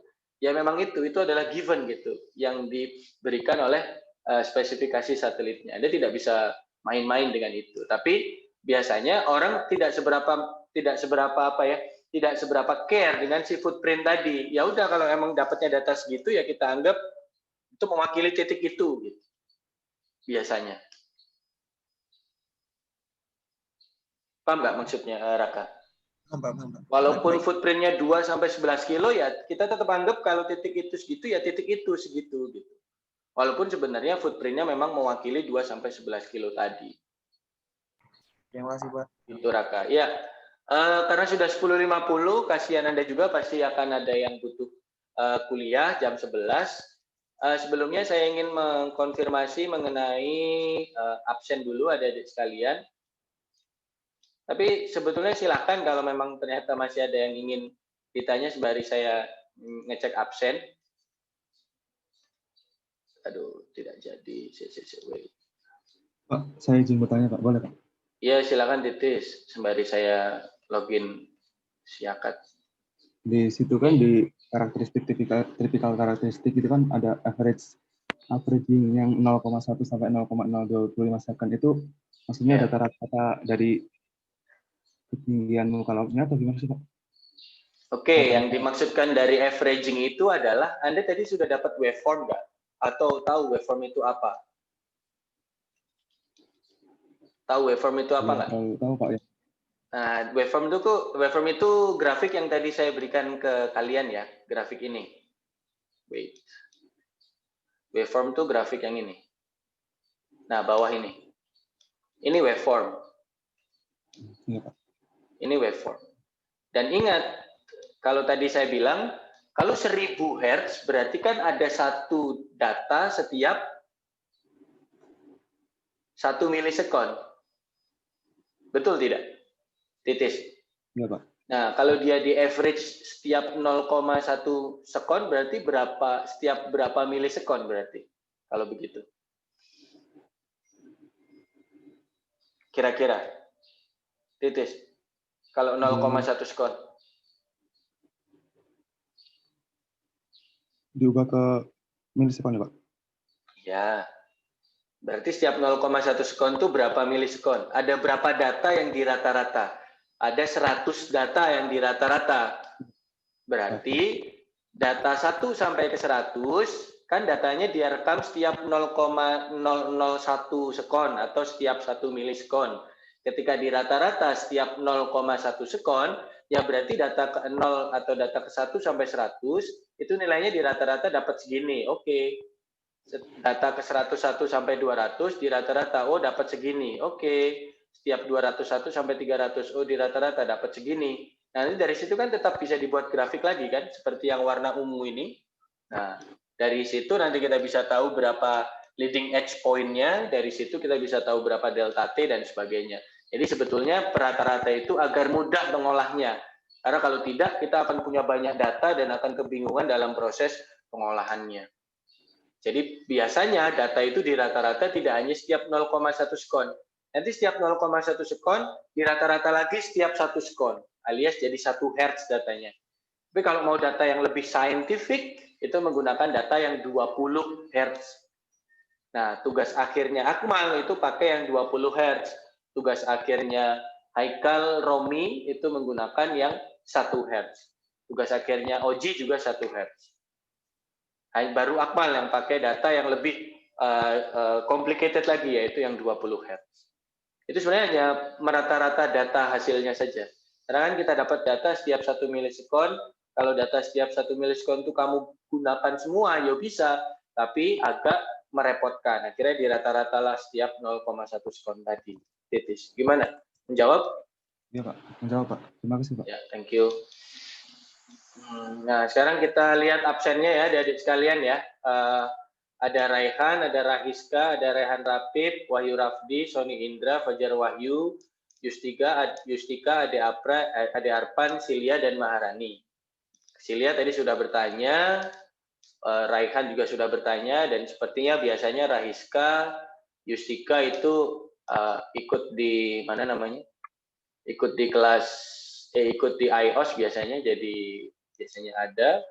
Tapi silakan kalau ada yang merasa dianya ada tapi belum di absen, silakan dihidupkan ini ya, Ade hadir, dihidupkan Pak. videonya. Ya, Ade hadir, thank you.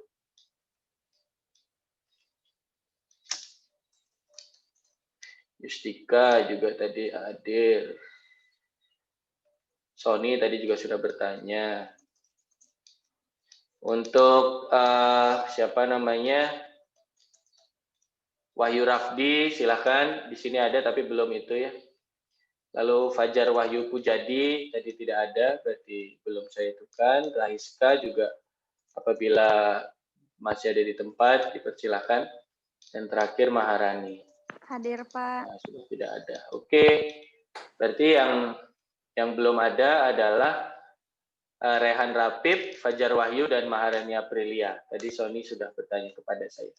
Itu saja adik sekalian. Semoga materi hari ini dapat menambah khasanah pengetahuan kalian mengenai bagaimana menyelesaikan masalah geodesi di laut menggunakan satelit altimetri. Itu baru konsep dasarnya saja. Nanti akan kita lanjutkan di pekan depan dengan errornya adik sekalian atau kesalahan yang ada seperti yang disampaikan atau ditanyakan oleh Mega tadi. Tapi sebelumnya saya ingin menyampaikan dulu bahwa karena adanya perubahan di kalender akademik adik-adik sekalian, maka kita harus UTS di pekan depan. Tapi UTS itu tidak akan cukup kalau kita belum melakukan perkuliahan di pekan ke-7. Oleh karena itu, saya minta kepada kalian, apakah sekiranya memungkinkan kalau kalian berkuliah di hari Sabtu atau di hari Minggu, adik-adik sekalian. Nah, silakan nanti didiskusikan oleh ketua kelasnya atau perwakilan kelasnya. Kalian bisa berkuliah di hari Sabtu atau di hari Minggu, dan jamnya tolong disampaikan. Untuk hari Sabtu, saya propose di sore hari ya, di sore hari jam 1 sampai jam 14.40. Kalau di hari Minggu, ya berarti di waktu yang sama. Hari Minggu jam 13.00 sampai 14.40. Semoga teman-teman yang ibadah sudah selesai di waktu tersebut. Nah, silakan. Nanti waktunya akan saya tunggu di malam nanti ya, mengenai kepastian kalian bisa kelas tambahannya di hari Sabtu atau di hari Minggu. Itu saja dari saya, sudah jam 10.57, sudah telat 17 menit. Jangan lupa catatan dikumpulkan dengan deadline jam 11.30 nanti adik-adik sekalian. Itu saja dari saya, apabila ada yang ingin ditanyakan lagi bisa ditanyakan via grup. Terima kasih atas waktu dan kesempatannya. Kelasnya saya tutup. Wassalamualaikum warahmatullahi wabarakatuh. Selamat siang dan salam GDKR. Waalaikumsalam.